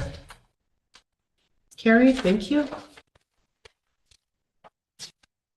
It is moved by Councillor Rivard and seconded by Councillor Nichol. Whereas requests for quotations were sought for the replacement of the Cache Bay outdoor rink, and whereas 5 quotations were received, and whereas council has considered the quotations and concurs with the recommendation received, be it resolved that the quotation for the replacement of the Cache Bay outdoor rink be awarded to Deep Construction, being the lowest quotation meeting all specifications. Okay, questions or comments on that? So again, we're approving the awarding of the tender, and we'll come back and have a discussion as to which option council prefers after Councillor St. Louis has had a chance to consult with his residents in Cache Bay. Yeah, Okay.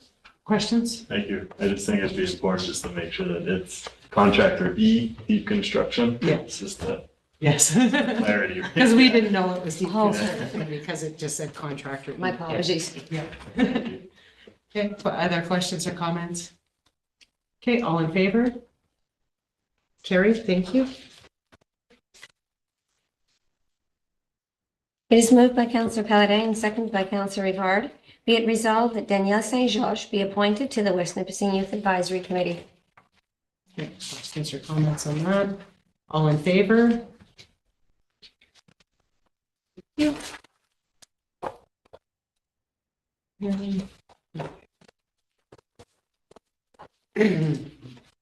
You want to read it? It is moved by Councillor Rivard and seconded by Councillor Paladin. Whereas a review of the West Nipissing Policy Manual has been undertaken, and whereas it has been determined that certain policies are no longer of any force and effect, having been superseded by newer policies, municipal bylaws, or provincial legislation, and whereas Council has concurred that such policies should be repealed to ensure that the West Nipissing Policy Manual is up to date and correct, be it resolved that the following policies be rescinded. 19931 capital expenditures, 2344 drains, 1999-131 excess fill, 2004-29 emergency deployment strategy, 1999-131 notice of termination, 2012-174 infrastructure reinstatement, 2004-156 number of severances, 1999-131 release from liability, 2001-496 rental of municipal premises, 2003-32 retirement, 1999-271 road entrances, 1999-477 sick leave benefits, 2002-419 street signs, 1999-131 structure of committees, and 1999-131 termination letters. I just have one comment that there are 1, 2, 3, 4, 5 policies with the same number. I can't speak to that. It's from early on in the after amalgamation. I don't know why perhaps they were all passed at the same resolution. Ah, At the okay, same that meeting? would make sense. As the new municipality was starting up, they created a whole bunch of new policies, all fell under the I same suspect that resolution. was Okay, I just reason. wanted to, I didn't know whether it was a copy and paste. Okay, any other questions or comments? Councillor Tessier? Is it possible for council to get a copy of those policies, like the numbers that you've mentioned? Because were those in the manual policy that was provided? Yes. But they weren't attached to a document to show which one you were being removed? Like I didn't know which one you were removing ahead of time. Okay, I don't know what. I'm not sure I understand the question. Well, you ran through the policies. Mhm. And I would have liked to have a chance to look at those. I believe all of those policies were provided to you. Yeah, but you're deleting some which I didn't know in advance which one you were removing. So you have a copy of the resolution now? The resolution was The in the agenda resolution has package. the information, sorry. Yeah. No, there's no, that was in the other, I think in your package, you have the resolution that quotes the, okay, if because not. in the Councillor HTML Casey, one, I'll it didn't give bring it up, I'll have to look the PDF then. Okay, sorry. I will make sure that you receive it. If you don't have it, feel free to reach out. Well, it's probably in the PDF document. Thank you. Thank you. Other questions or comments? Okay, all those in favor? Carried. Okay, so what looked like to be a very intimidating, long agenda was in fact doable. We found out. Thank you to all the staff for all the assistance with all these items that were on here. I'll keep my mayor's report brief. Myself and some members of staff are heading off to the Good Roads Association conference starting on Sunday. We do have 2 delegations, one with the Ministry of Transportation and one with the Ministry of Infrastructure on 2 kind of very big, important projects, one being the Champlain Bridge and the other being the Burner Drinking Water project. And then there'll be a lot of other seminars and sessions. I know that Ms. Henning will enjoy the trade show floor because there's always really interesting vendors and new solutions, especially in the realm of public works. So I look forward to attending that with her. I'd like to take the opportunity to welcome back Councillor Nicol in person for her first meeting since the arrival of Chloe. It's nice to see you here in person. And then again, I know we covered it in the main part of the meeting and I said it at the beginning, but Councillor Cushing is here with us in chambers this evening as As a spectator, it's unfortunate not to see him in his seat, and we will miss him very, very much. I will close the report for this week. And we are moving into closed session, so I will take that resolution, please. By Councillor Paladin and seconded by Councillor Bard, be it resolved that we proceed into closed meetings authorized in Section 239 of the Municipal Act to discuss the following: a proposed or pending acquisition or disposition of land by the municipality or local board regarding Perrin and Robichaud Road in Sturgeon Falls. Okay. All those in favor? Carried. Thank you.